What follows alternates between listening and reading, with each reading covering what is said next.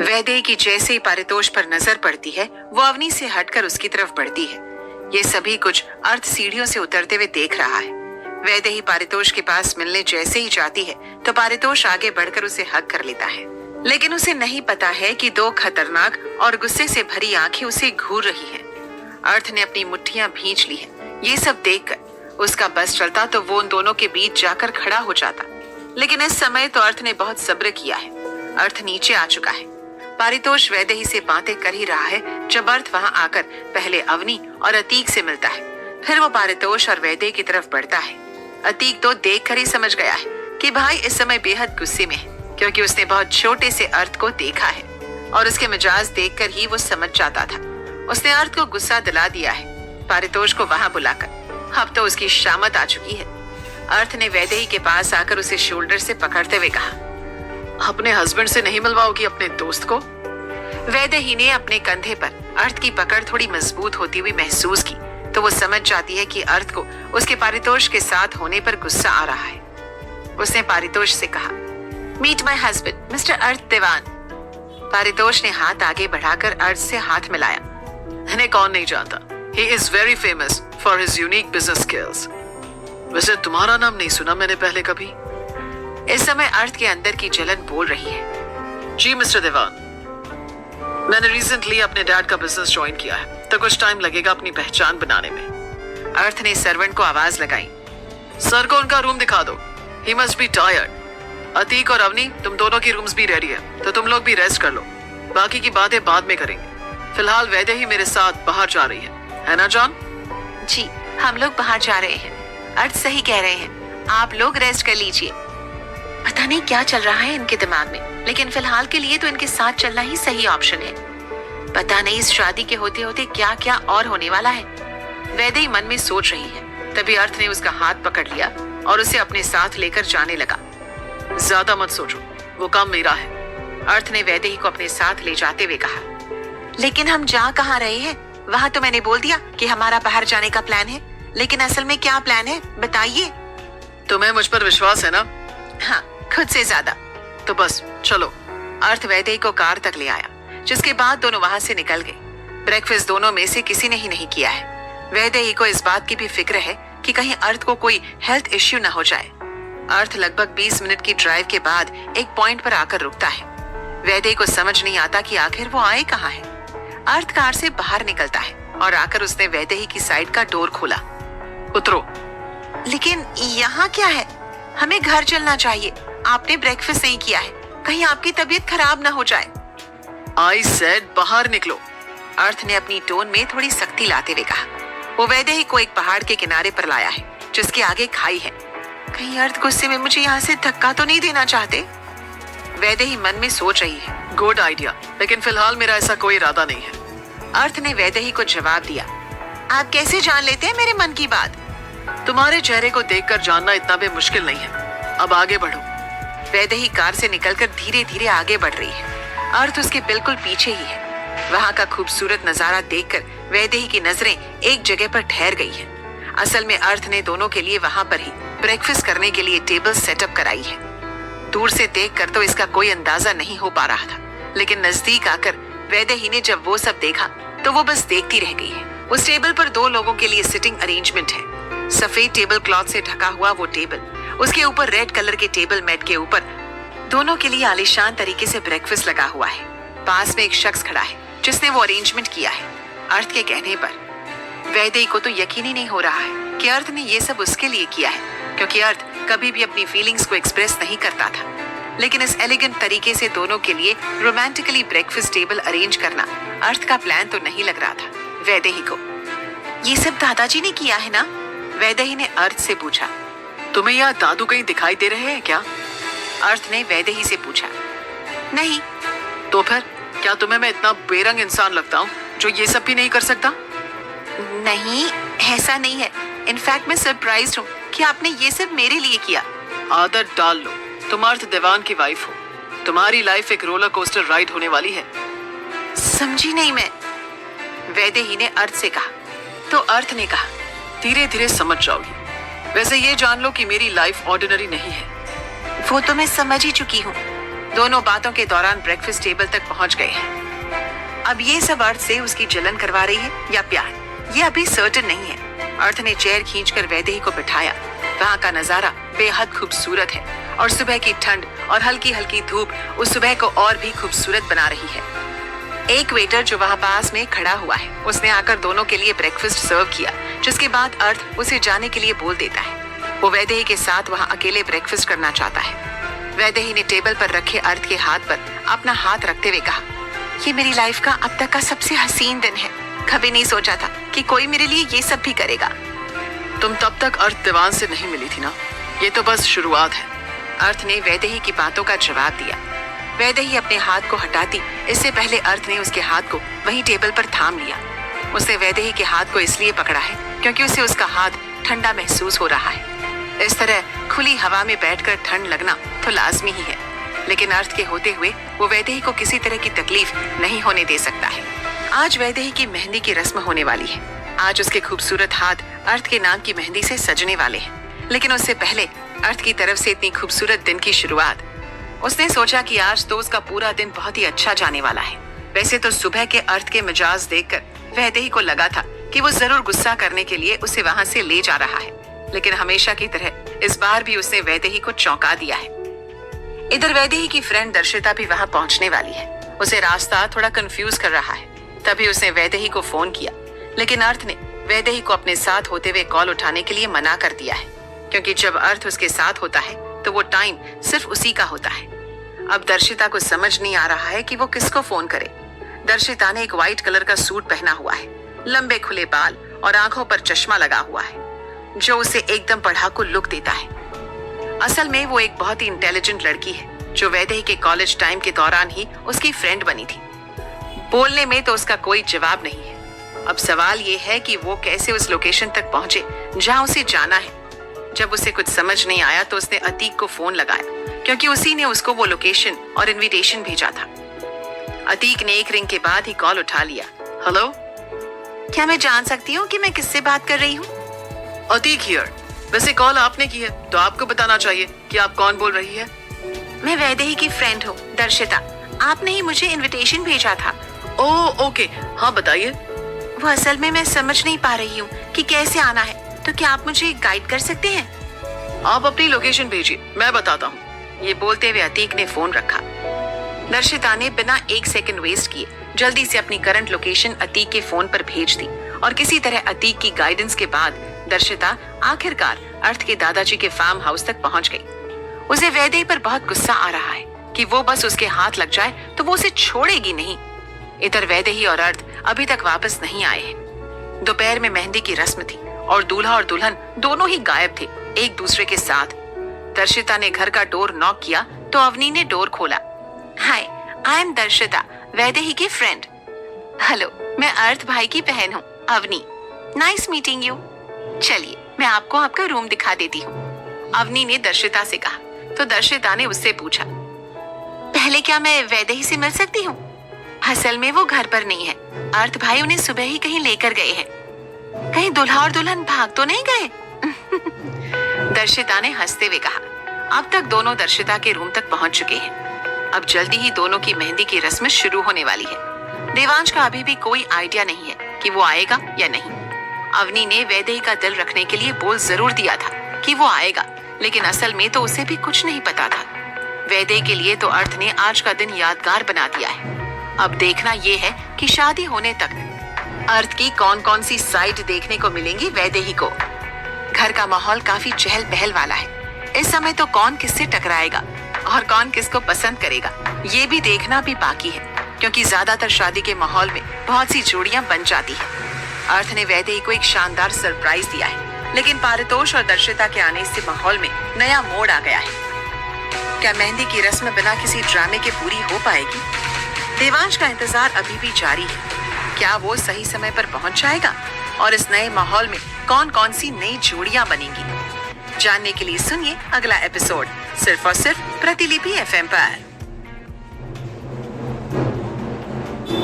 वैदेही और अर्थ ने ब्रेकफास्ट कर लिया है। अब अर्थ वैदेही को लेकर घर की तरफ लौट रहा है। रास्ते में अर्थ वैदेही से पूछता है, देवांश नहीं आ रहा है क्या हमारी शादी के लिए? उसकी आवाज में एक बेताबी है। भाई आएंगे, लेकिन अभी किसी मीटिंग में बिजी होने की वजह से नहीं आ पाए हैं, लेकिन शादी तक तो आ ही जाएंगे, वैदेही जवाब देती है। तुम श्योर हो? क्योंकि तुम्हारा भाई मुझे पसंद नहीं करता है, अर्थ कहता है। उसकी आंखों में एक सीधी चुनौती है। ऐसा नहीं है, वो आपको बहुत पसंद करते हैं, बस मेरी लाइफ में इतना कुछ जल्दी जल्दी हो गया है तो इसीलिए थोड़ा घबरा रहे हैं मुझे अपने से दूर करते हुए, वैदेही कहती है। उसकी आवाज में थोड़ी झिझक है, पर अपने भाई के लिए प्यार है। वैसे तुम्हें उसे कॉल कर लेनी चाहिए, अर्थ कहता है। उसकी आवाज में एक नरमी है। करूंगी, अगर वो कल तक नहीं आते तो। वैदेही मन में सोचती है कि अर्थ कितने अच्छे इंसान हैं। एक भाई है जो मुझे इनसे दूर करना चाहते हैं, और एक अर्थ है जो सब जानते हुए भी चाहता है कि भाई को मैं यहाँ बुला लूं। ये विचार उसे खुशी दे रहा है। आई लव यू अर्थ, वैदेही धीमी आवाज में कहती है, जैसे उसके दिल से आवाज निकली हो। तो अर्थ कहता है, क्या तुमने कुछ कहा अभी? नहीं, मैंने कुछ नहीं कहा, वो मैं बस ये कह रही थी कि आप बहुत अच्छे इंसान हो, वैदेही झिझक कर जवाब देती है। उसके गालों पर हल्की सी लाली फैल जाती है। अर्थ कार ड्राइव करते हुए घर तक आ चुका है। कार की आवाज से घर में हल्की हलचल होती है। वो वैदेही की साइड का डोर खोलता है और उसके बाहर निकलते ही कहता है, चेंज योर क्लोथ्स। लेकिन क्यों? क्या ये मुझ पर अच्छे नहीं दिखते? वैदेही पूछती है। उसकी आवाज में थोड़ी हैरानी है। नहीं, ऐसा नहीं है, बस इसमें से आने वाली पारितोष के परफ्यूम की स्मेल मुझे नहीं पसंद, अर्थ कहता है। उसकी आवाज में एक अधिकार की भावना और जलन है। वैदेही अपने कपड़ों को सूंघ कर देखती है तो उसमें से हल्की हल्की पारितोष के परफ्यूम की स्मेल आ रही है, जो अर्थ को अनकंफर्टेबल फील करवा रही है। वैदेही अर्थ को नाराज करना अफोर्ड नहीं कर सकती है, तो वो फौरन ही रूम में जाकर अपनी मेहंदी की रस्म के लिए एक ग्रीन कलर का लहंगा पहन लेती है। उसकी आंखों में एक नई चमक है। दर्शिता उसके रूम में आती है। तुझसे तो मैं बहुत नाराज हूँ, दर्शिता अंदर आते हुए वैदेही से कहती है। वैदेही सब भूल जाती है कि उसने अभी क्या कहा और दौड़कर उसके गले लग जाती है।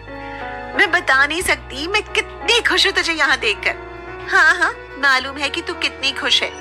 मुझे रास्ता नहीं मिल रहा था तो तूने मेरा फोन भी नहीं उठाया, दर्शिता शिकायत करती है। उसकी आवाज में थोड़ी झुंझलाहट है। यार सॉरी, वो अर्थ के साथ थी मैं, तो उन्होंने मुझे कॉल नहीं उठाने दिया। उन्हें हमारे साथ होने पर डिस्टर्बेंस नहीं पसंद, वैदेही सफाई देती है। उसके गालों पर हल्की सी लाली है।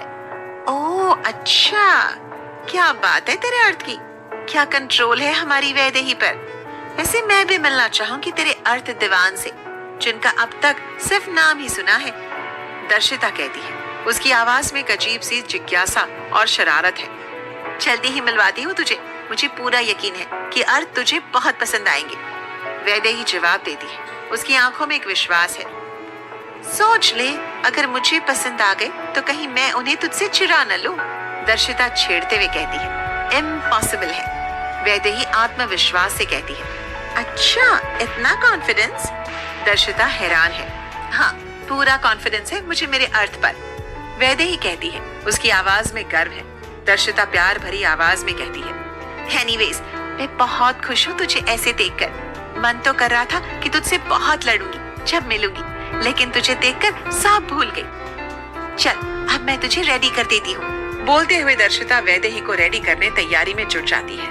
अब तक अवनी भी वहाँ आ चुकी है। उसकी आंखों में एक प्यारी सी मुस्कान है। दोनों बातों बातों में वैदेही को रेडी कर देते हैं। वैदेही बेहद खूबसूरत लग रही है। उस बॉटल ग्रीन कलर के लहंगे में उसकी खूबसूरती निखर कर आ रही है। उसके ऊपर से उसने गोल्डन कलर की हल्की ज्वेलरी पहनी है। उसके बालों को उसने हल्का कर्ली किया हुआ है। वैदेही को जो देखता बस देखता ही रह जाने वाला है। तीनों बातें कर रहे हैं, तभी अर्थ रूम में एंटर होता है। अवनी सबसे पहले अर्थ को अंदर आते हुए देखती है। अर्थ भाई आप, उसकी आवाज में एक हल्की सी हैरानी है।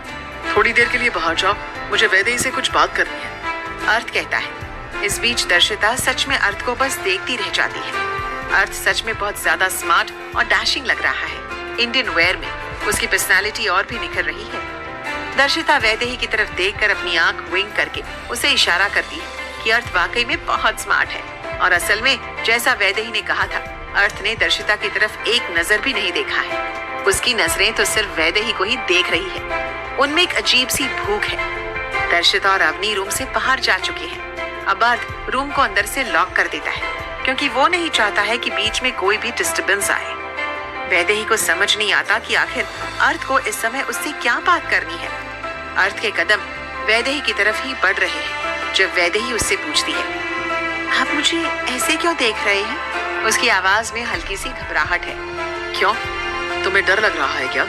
अर्थ पूछता है। उसके चेहरे पर एक हल्की सी मुस्कान है।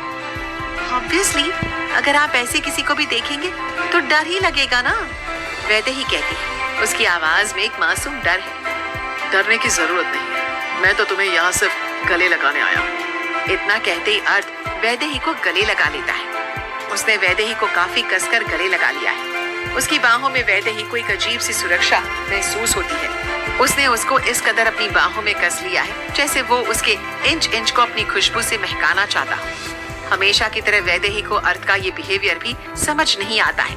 उसने अर्थ से कहा, आप बहुत टाइटली मुझे हग कर रहे हैं। I am feeling suffocated. अच्छा, सच में? लेकिन पारितोष के हग करने पर तो तुम्हें सफोकेटेड फील नहीं होता? अर्थ कहता है। उसकी आवाज में जलन है। वो मुझे ऐसे हग नहीं करता, बल्कि वो तो एक कैजुअल हग होती है, वैदेही सफाई देती है। तो मैं तुम्हें कैसे हग कर रहा हूँ? अर्थ पूछता है। आप तो ऐसे हग कर रहे हैं जैसे अभी मेरी हड्डियां ही तोड़ देंगे, वैदेही कहती है। उसकी आवाज में हल्की सी चिढ़ है। Oh sorry. बोलते हुए अर्थ वैदेही को लूज छोड़ देता है, लेकिन उसके हाथ अभी भी वैदेही की कमर पर है। आपको ऐसा क्यों लगता है कि आपकी जगह कोई भी ले सकता है मेरी लाइफ में? वैदेही पूछती है। उसकी आवाज में एक चुनौती है। क्यों, ऐसा नहीं है क्या? अर्थ पलटकर पूछता है। नहीं, यू आर इररिप्लेसेबल मिस्टर अर्थ देवान। वैदेही वर्मा, उप्स, वैदेही देवान सिर्फ आपकी है। बोलते हुए वैदेही अर्थ के गाल पर किस कर देती है। उसकी आंखों में एक अलग सी चमक है। अब अर्थ वैदेही को छोड़ देता है, लेकिन इसका बिल्कुल ये मतलब नहीं है कि अब अर्थ को पारितोष से जलन नहीं है। अर्थ वैदेही के हाथ को अपने हाथ में थाम लेता है और अब वो उसे रूम से बाहर नीचे लेकर आ रहा है। नीचे संगीत चल रहा है और सब लोग डांस करने में बिजी हैं। जब सबकी नजर सीढ़ियों से उतर कर आते उस खूबसूरत कपल पर पड़ती है, सबकी नजरें वहीं ठहर जाती हैं। उनकी खूबसूरती और नजदीकी सबको मोह लेती है। दोनों साथ में बेहद खूबसूरत लग रहे हैं। वैदेही का ग्रीन कलर का लहंगा और अर्थ का पिस्ता कलर का सिल्क का कुर्ता पजामा उसकी मस्कुलर बॉडी पर बहुत खिल रहा है। वैदेही के नीचे आने के साथ दर्शिता और अवनी दौड़कर वैदेही के नजदीक आते हुए उसका हाथ अर्थ से छुड़ाते हुए कहते हैं, अब आप अपनी बीवी से मेहंदी की रस्म के बाद ही मिलेंगे। उनकी आवाज में शरारत है। इसके बाद दर्शिता कहती है, जीजू, आपके गाल पर लगे उस लिपस्टिक के मार्क को तो साफ कर लो, जो रूम में आप दोनों के अकेले होने की कहानी बयां कर रहे हैं। दर्शिता अर्थ को छेड़ते हुए कहती है। उसकी आंखों में शरारत है। अवनी उचक कर अर्थ के गाल से वो लिपस्टिक का मार्क टिश्यू पेपर से साफ कर देती है। अब अर्थ की नजरें अतीक को ढूंढ रही हैं। अतीक एक सीक्रेट मिशन पर है। अर्थ के कहने पर अर्थ ने उसे कुछ काम दिया है जो अतीक को करना है। वैदेही के दोनों हाथों में मेहंदी लग रही है और वहाँ गीत संगीत और डांस का माहौल चल रहा है। चारों तरफ खुशी का माहौल है। अर्थ वहाँ से बाहर आ चुका है। अतीक उसे वहीं बाहर फोन पर किसी से बात करता हुआ दिखाई दे जाता है। क्या हुआ, काम हुआ क्या? भाई आप फिक्र मत करो, आपने कहा तो समझो हो गया। आज तक ऐसा कभी हुआ है?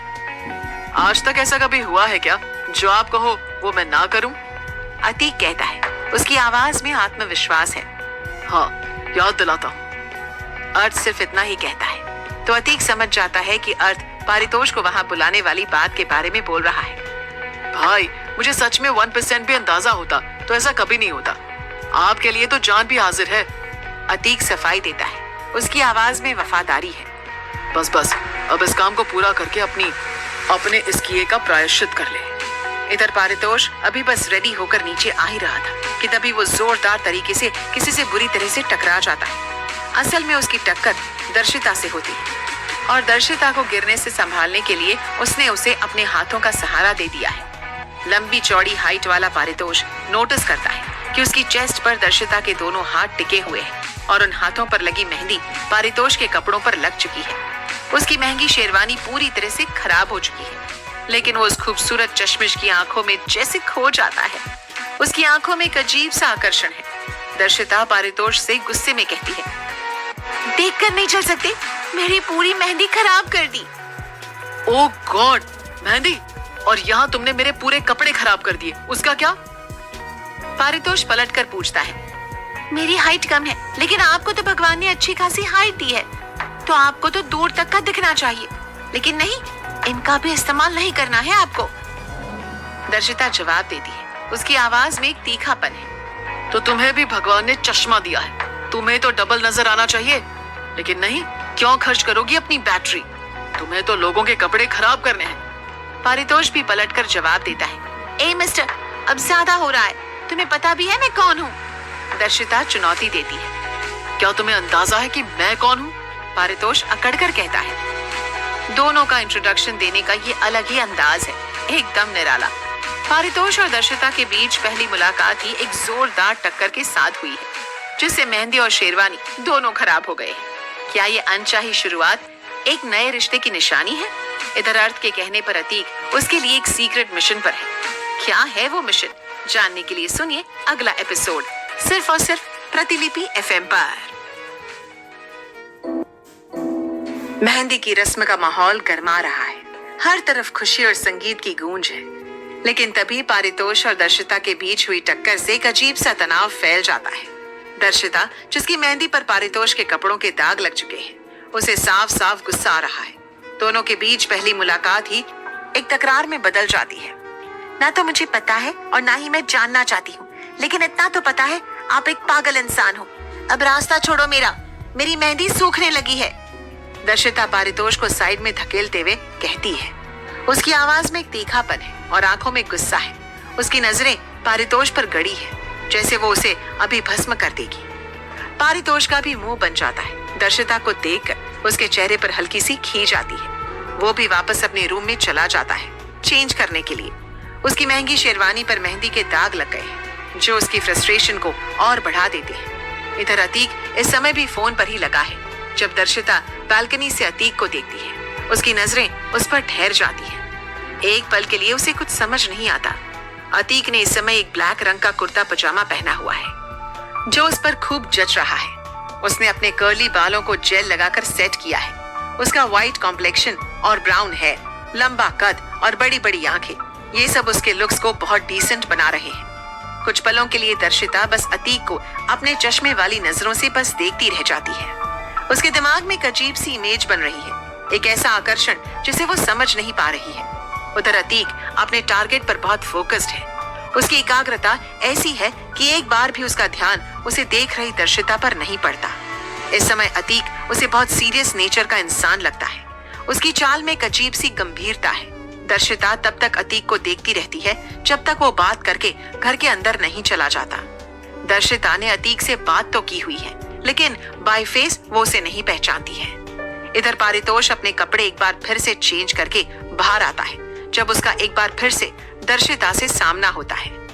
दोनों की नजरें एक दूसरे से टकराती हैं। माहौल में फिर से तनाव आ जाता है। वो देखते ही बोल देता है, स्टे अवे फ्रॉम मी। उसकी आवाज में साफ आदेश है, जैसे वो दर्शिता से दूर रहना चाहता हो और इस सिचुएशन से भी। तुमसे भिड़ना भी कौन चाहता है? बोलते हुए दर्शिता सीढ़ियों से नीचे आ जाती है। उसकी आवाज में भी गुस्सा है, एक चुनौती।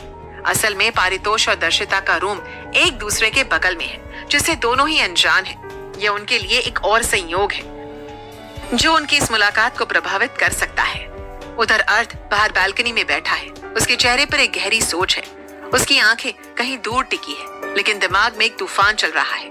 दादाजी भी उसके साथ ही बैठे हैं। उनकी आंखों में एक अजीब सी शांति है। अर्थ को देखकर दादाजी कहते हैं, बेटा, क्या तू वैदेही से प्यार करता है? उनकी आवाज में एक सीधी पूछताछ है, जो अर्थ के दिल पर सीधा वार करती है।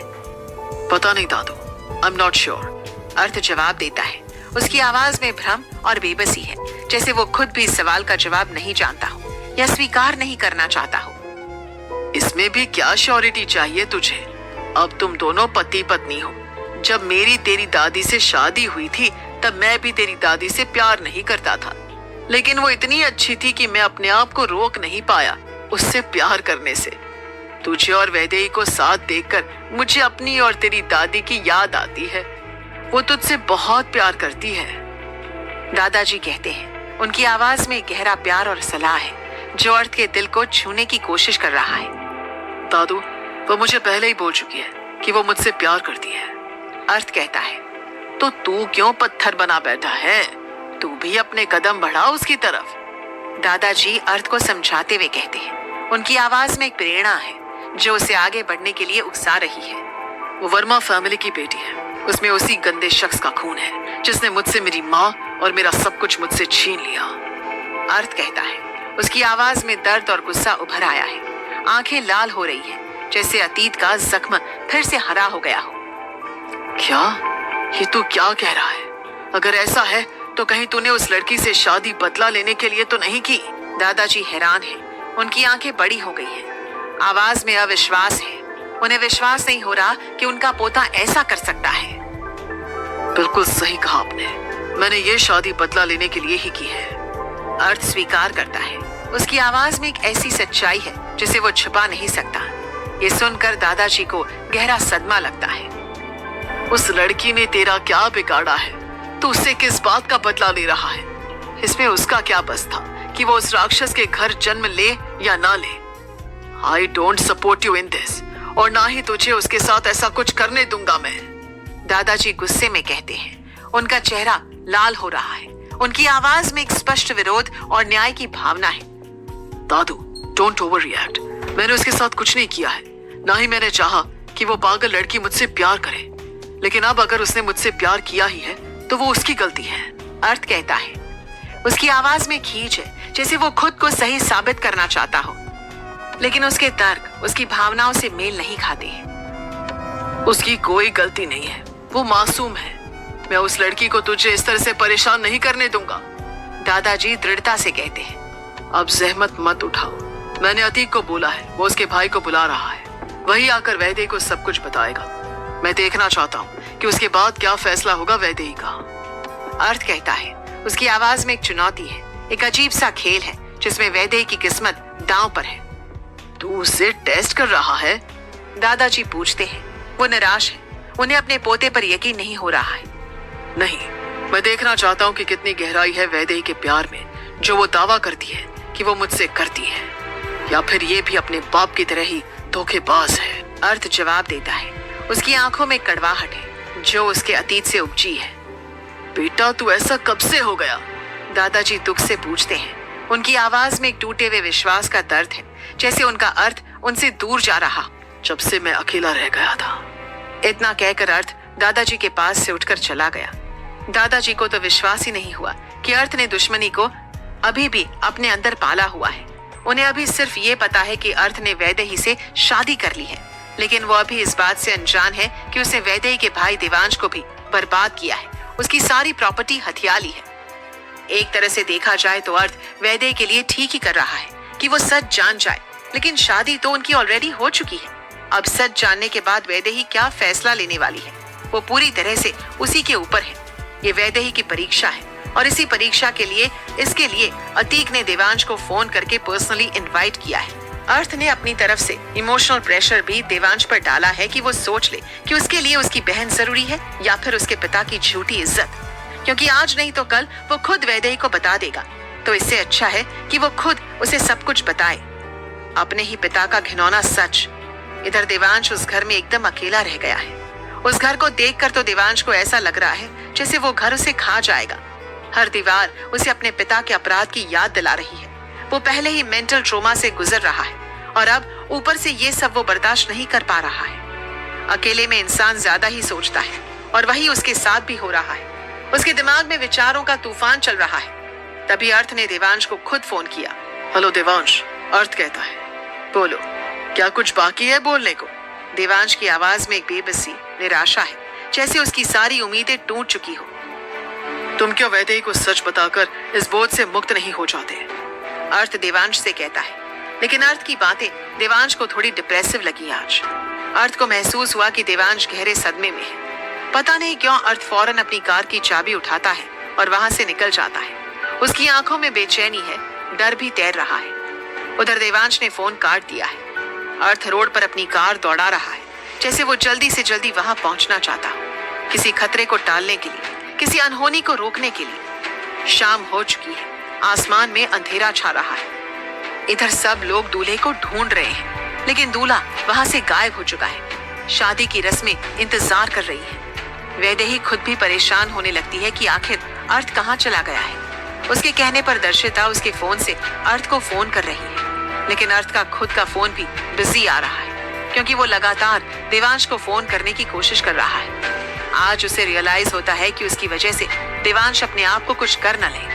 वो अपने ऊपर किसी की मौत का बोझ लेकर नहीं जी सकता है, और जिस तरह से आज देवांश बात कर रहा है, अर्थ को वो एक हारा हुआ इंसान लगता है। लेकिन कुछ भी करके अर्थ देवांश को कोई भी ऐसा कदम नहीं उठाने दे सकता।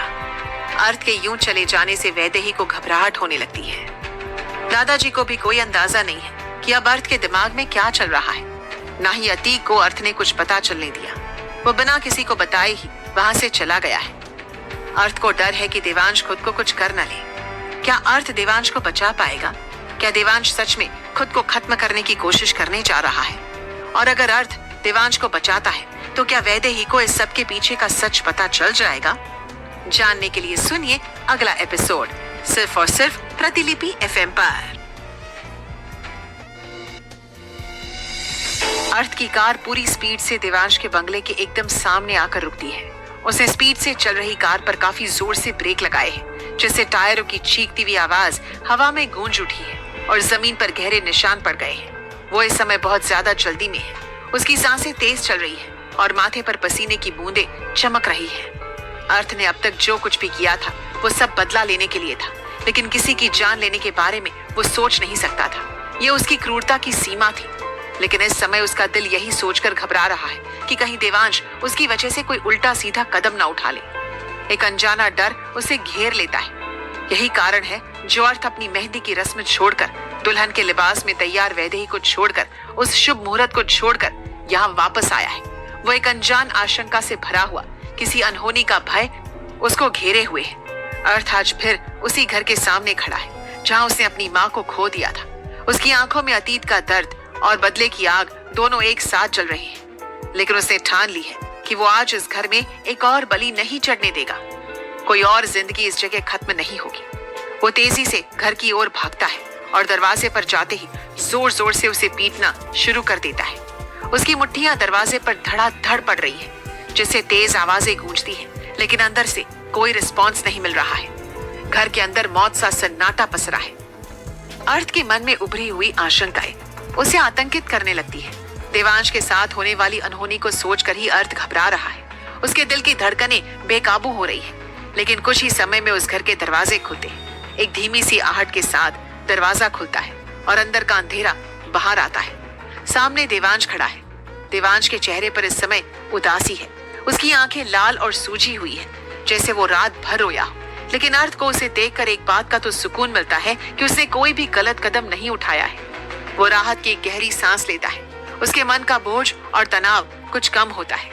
तभी देवांश अर्थ को घर में वेलकम करता है। उसकी आवाज में एक खामोशी, बेबसी भी महसूस होती है। अर्थ भीतर जाकर सोफे पर बैठ जाता है। उसकी आंखें देवांश पर टिकी है, उसे परख रही है। वो सोच कर आया है कि आज देवांश को अपने साथ लेकर ही जाएगा, चाहे कुछ भी हो, क्योंकि असल में वो खुद भी चाहता है कि वैदेही को सारी सच्चाई पता चल जाए और इसका जरिया वो देवांश को बनाना चाहता है। ये उसके प्लान का आखिरी पड़ाव है, एक निर्णायक मोड़। घर में देवांश और अर्थ के अलावा कोई भी मौजूद नहीं है। माहौल में एक असहज चुप्पी है जो उनके बीच के तनाव को और बढ़ा रही है। देवांश अर्थ को ड्रिंक ऑफर करता है और वो अर्थ के सामने वाले सोफे पर आकर बैठ जाता है। उसकी चाल में कोई ताकत नहीं दिखती। तुम यहाँ मेरी वजह से आए हो? देवांश अर्थ की तरफ देखते हुए पूछता है। उसकी आवाज में एक सीधी चुनौती है, लेकिन उसमें एक हल्की सी निराशा भी है। तो अर्थ जवाब देता है, हाँ, मैं तुम्हारी वजह से ही यहाँ आया। मैं चाहता हूँ कि तुम मेरे साथ चलो और वैदेही को सारा सच अपने मुंह से बताओ। लेकिन अगर तुम आज भी मेरे साथ नहीं जाते हो तो मैं खुद उसे सारी सच्चाई बता दूंगा। अर्थ की आवाज में एक पक्का इरादा है, एक ऐसी प्रतिज्ञा जिसे वो तोड़ने वाला नहीं है। तुम्हें क्या लगता है, अगर वैदेही को सच का पता चलेगा तो वो तुम्हारे साथ रहेगी? वो तुम्हें उसी पल छोड़ देगी जब उसे पता चलेगा कि तुमने उसके भाई को बर्बाद किया है। देवांश की आवाज में एक मजबूत विश्वास है, जैसे उसे वैदेही के फैसले पर पूरा यकीन हो। मुझे इसकी परवाह नहीं है। इस समय सिर्फ मुझे इस बात की परवाह है कि सच उसके सामने आए। उसके बाद वो मेरे साथ रहना चाहती है या मुझे छोड़ना चाहती है, ये उसका फैसला होगा। अर्थ कहता है। उसकी आवाज में एक सख्त अधिकार है, जैसे वैदेही के प्यार की उसे कोई परवाह ना हो, ये सिर्फ उसके बदले का हिस्सा हो। तुम्हारी बातों में मुझे कॉन्फिडेंस नजर आ रहा है, जैसे तुम्हें पूरी उम्मीद है कि वैदेही सच जानने के बाद भी तुम्हें नहीं छोड़ेगी। देवांश कहता है। उसकी आंखों में एक अजीब सा प्रश्न है। वो अर्थ के विश्वास को समझ नहीं पाता है। हो सकता है क्योंकि वो मुझसे प्यार करती है, लेकिन मुझे इस बात से फर्क नहीं पड़ता। मैं उससे प्यार नहीं करता। वो मुझसे अलग होने के बाद भी इस बात से दुखी रहेगी कि वो मुझसे प्यार करती है, तो फैसला उसका होगा कि उसे खुश रहना है या दुखी। अर्थ कहता है। उसके भाव में एक व्यंग्य और दर्द है जो खुद को भी चोट पहुंचा रहा है, एक गहरा घाव जो अभी भी हरा है। लेकिन अगर हम लोग इसके बीच का कोई रास्ता निकाल ले तो? देवांश अर्थ की तरफ देखते हुए पूछता है। उसकी आवाज में एक अनकही उम्मीद है, एक आखिरी कोशिश। अर्थ को देवांश की बात समझ नहीं आती है। उसकी बाहें हल्की सी तन जाती है, दिमाग में विचार दौड़ते हैं। उसने देवांश से कहा, साफ साफ कहो, तुम क्या कहना चाहते हो? मैं ये कहना चाहता हूँ कि अगर मेरी बहन को लगे कि तुम उसे छोड़कर भाग गए हो, तो वो तुमसे नफरत करेगी और उसके लिए जीना आसान हो जाएगा। देवांश कहता है। उसकी आंखों में अब छल दिखाई दे रहा है, एक ऐसी योजना जो अर्थ को चौंका देती है। लेकिन ये बात तो तुम्हें अब तक समझ आ गई होगी कि मैं भागने वालों में से नहीं हूँ। तुम्हारी बहन चाहे तो कदम पीछे ले सकती है, लेकिन मैं अपने कदम पीछे नहीं लेने वाला। मैं उसे कभी नहीं छोड़ने वाला। अर्थ कहता है। उसकी आंखों में मजबूत इरादे चमक रहे हैं। वैदेही पर एक अधिकार दिख रहा है जिसे वो किसी भी कीमत पर छोड़ने वाला नहीं है। तो ठीक है, इसका सॉल्यूशन मैं निकाल देता हूँ। ये बोलते हुए देवांश अपने पीछे छुपाकर रखी हुई गन अर्थ के सामने पॉइंट कर देता है। उसकी आंखों में एक खतरनाक चमक है, एक ऐसी चमक जिसे अर्थ ने पहले कभी नहीं देखी थी। अर्थ देवांश के ऐसा करने पर अपने आप को हंसने से नहीं रोक पाता। उसे देवांश का ये कदम एकदम बचकाना लग रहा है, एक ऐसी हरकत जो उसे बेवजह की लग रही है। लेकिन देवांश अपनी जगह बहुत सीरियस है। उसके चेहरे पर कोई हंसी नहीं है, सिर्फ एक दृढ़ निश्चय है, एक खामोश प्रतिज्ञा। उसने अर्थ से कहा, जब मौत सामने होती है तो अच्छों का मानसिक संतुलन खराब हो जाता है। तुम्हें क्या लग रहा है कि मैंने तुम्हें गन पॉइंट सिर्फ तुम्हें डराने के लिए ही रखी है? ऐसा नहीं है। आज का दिन तुम्हारी जिंदगी का आखिरी दिन है। आज के बाद से मेरे और मेरी बहन वैदेही की जिंदगी से अर्थ नाम का ग्रहण हमेशा के लिए हट जाएगा। अपने इस सेंटेंस को पूरा करते ही देवांश अर्थ के ऊपर फायर कर देता है। एक तेज आवाज गूंज उठती है जिसने हवा को चीर दिया है। गोली अर्थ के सीने में जा धसी। देवांश ने अर्थ की चेस्ट में गोली मार दी। अर्थ वहीं फ्लोर पर गिर जाता है। उसका शरीर बेजान सा हो रहा है। बहुत ही तेजी से उसका खून बहना शुरू हो गया है। खून का लाल रंग फ्लोर पर फैल रहा है, एक भयानक दृश्य। लेकिन देवांश एक गोली के बाद नहीं रुकता। उसने दोबारा अर्थ के ऊपर फायर किया। उसकी आंखों में एक अजीब सा जुनून है, एक अंधा गुस्सा। उसने अर्थ के इमोशन का फायदा उठाया है। जो कुछ भी उसने अर्थ से फोन पर कहा था वो सिर्फ उसे इमोशनल करने के लिए कहा था, ताकि अगर अर्थ पर उसके इस इमोशनल ड्रामे का असर होगा तो वो वहां जरूर आएगा। देवांश का प्लान कामयाब हो चुका है, एक भयानक जीत। आज वो घर एक बार फिर से दीवान फैमिली के खून से रंग चुका है। अर्थ बेजान होकर जमीन पर पड़ा है। उसकी सांसें धीमी पड़ रही हैं और उसका शरीर ठंडा हो रहा है। देवांश अर्थ को घसीटकर उसी की कार में बैठा देता है। अर्थ की सांसें अभी भी चल रही है, लेकिन देवांश ने इस प्लान को आखिरी लेवल पर ले जाने का पूरा इंतजाम कर रखा है। वो नहीं चाहता है कि किसी को अर्थ की लाश भी मिले, क्योंकि वैदेही के सामने ये प्रूफ करने के लिए कि अर्थ उसे छोड़कर चला गया है, उसे अर्थ को गायब करना जरूरी है। देवांश अर्थ को लेकर रिवर साइड पर पहुंच चुका है। रात के समय वहां पर बिल्कुल भी रश नहीं होता था, इसीलिए उसने उस जगह को अर्थ की कार को पानी में उसकी लाश को डुबाने के लिए चुना है। अर्थ का काफी खून बह चुका है, उसका शरीर ठंडा पड़ रहा है और उसकी आंखों में अब कोई चमक नहीं दिखती। देवांश ने कार को रिवर साइड पर लगाकर उसे पीछे से धक्का दिया। अर्थ अभी भी पूरी कोशिश कर रहा है कि किसी तरह वो कार से बाहर आ सके। उसके हाथ पांव बेजान से हो रहे हैं, लेकिन लाख कोशिश करने के बाद भी वो बाहर नहीं निकल पा रहा। तभी पूरी ताकत लगाकर देवांश उस कार को नदी में धकेल देता है। एक भारी आवाज के साथ गाड़ी पानी में गिरती है। धीरे धीरे वो गाड़ी पानी में डूबने लगती है। अंधेरे पानी में समाती जा रही है, जैसे कोई बड़ा रहस्य गहरे पानी में दफन हो रहा। जब तक वो कार देवांश को सरफेस पर तैरती हुई नजर आ रही थी, तब तक वो वहीं खड़ा था। उसकी आंखें उस डूबती हुई कार पर टिकी थी, एक ठंडी कैलकुलेटेड जीत। उस कार के पूरी तरह डूब जाने के बाद ही देवांश वहां से हिला। उसके चेहरे पर एक अजीब सी शांति है, एक भयानक साजिश को अंजाम देने की शांति। देवांश ने अर्थ को गोली मार दी है और उसकी कार को नदी में डुबो दिया है। क्या देवांश अपने इस घिनौने अपराध को छुपा पाएगा या ये सच कभी सामने आएगा? और वैदेही जो अर्थ का इंतजार कर रही है उसे क्या पता चलेगा? जानने के लिए सुनिए अगला एपिसोड सिर्फ और सिर्फ प्रतिलिपि एफएम पर। अर्थ को गोली मारने और उसकी कार को नदी में डुबो देने के बाद देवांश ने एक भयानक साजिश को अंजाम दिया था। उसका शरीर भले ही कांप रहा हो, पर उसके चेहरे पर एक अजीब सी शांति थी। और खास बात तो ये कि एक हीनियस क्राइम करने के बाद भी देवांश के चेहरे पर शिकन भी नहीं है। उसे इस समय सिर्फ वैदेही की फिक्र है, जो अर्थ का इंतजार कर रही है और इस पूरे ड्रामे से अनजान है। अर्थ की हत्या को अंजाम देने के बाद देवांश सीन ऑफ क्राइम से सीधे अपने घर आता है और पूरे घर की सफाई करता है ताकि सारे सबूत मिटाए जा सके। फ्लोर पर गिरने के बाद जब उसने अर्थ को शूट किया था तो बुलेट का एक निशान फ्लोर पर बन गया था, जिसे वो रिपेयर नहीं कर सकता था और ना ही छुपा सकता था। फिर भी उसने सभी सबूत पूरी तरह से मिटा दिए अपने जघन्य अपराध पर पर्दा डालते हुए। अब देवांश ने अपने पहले से पैक किए हुए बैग को उठाता है। उसके बाद वो सीधे अपनी कार निकालकर अर्थ के दादाजी के फार्म हाउस के लिए निकल जाता है। उसके चेहरे को देखकर कोई भी नहीं कह सकता है कि उसने कोई घिनौना अपराध किया है। उसके चेहरे पर एक अजीब सी शांति है।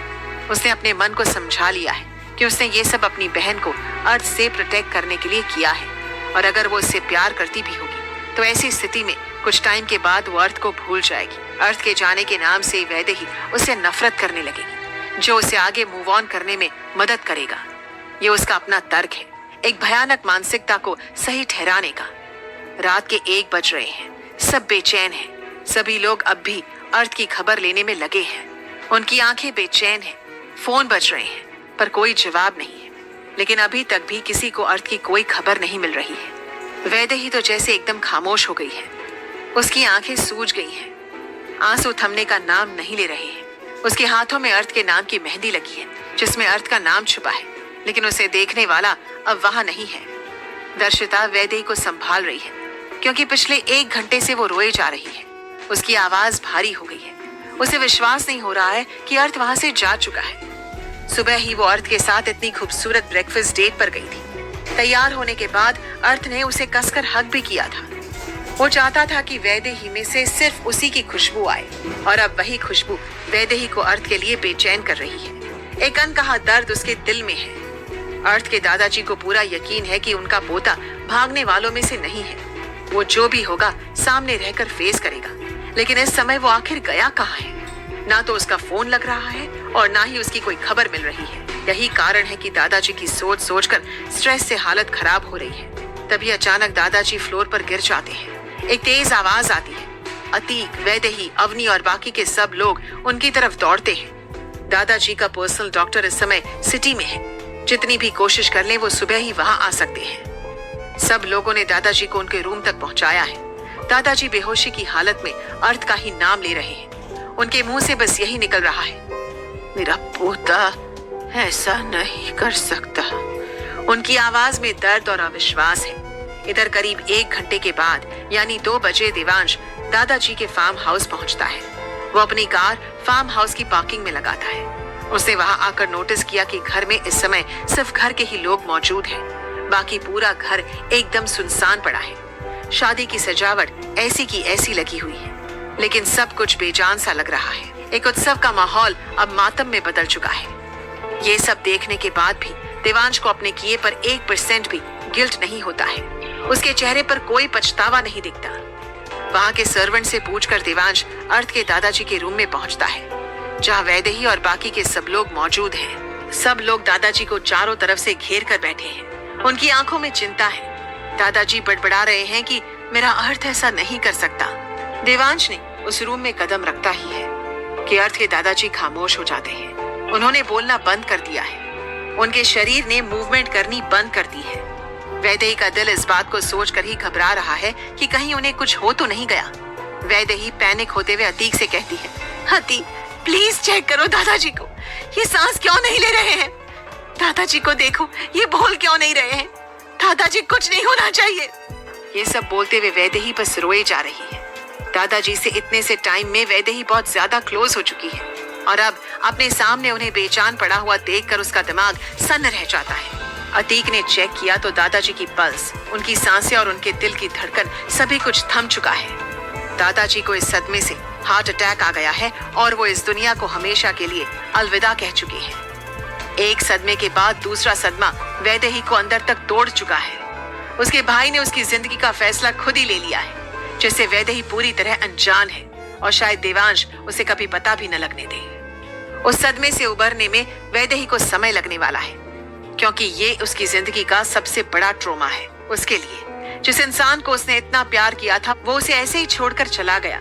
उसके बाद दादाजी भी उसे छोड़कर चले गए हैं। इसी सदमे के साथ वक्त का हर पल पीड़ा में गुजरता है। 6 महीने बीत गए, अर्थ को गए हुए और दादाजी का स्वर्गवास हुए। दोनों के जाने के गम से वैदेही अभी भी पूरी तरह से रिकवर नहीं हो पाई है। इस बीच देवांश ने पूरा ड्रामा किया है कि वो अर्थ को तलाशने की कोशिश कर रहा है, सिर्फ अपनी बहन को तसल्ली देने के लिए कि वो अपना भाई होने का फर्ज पूरा कर रहा है।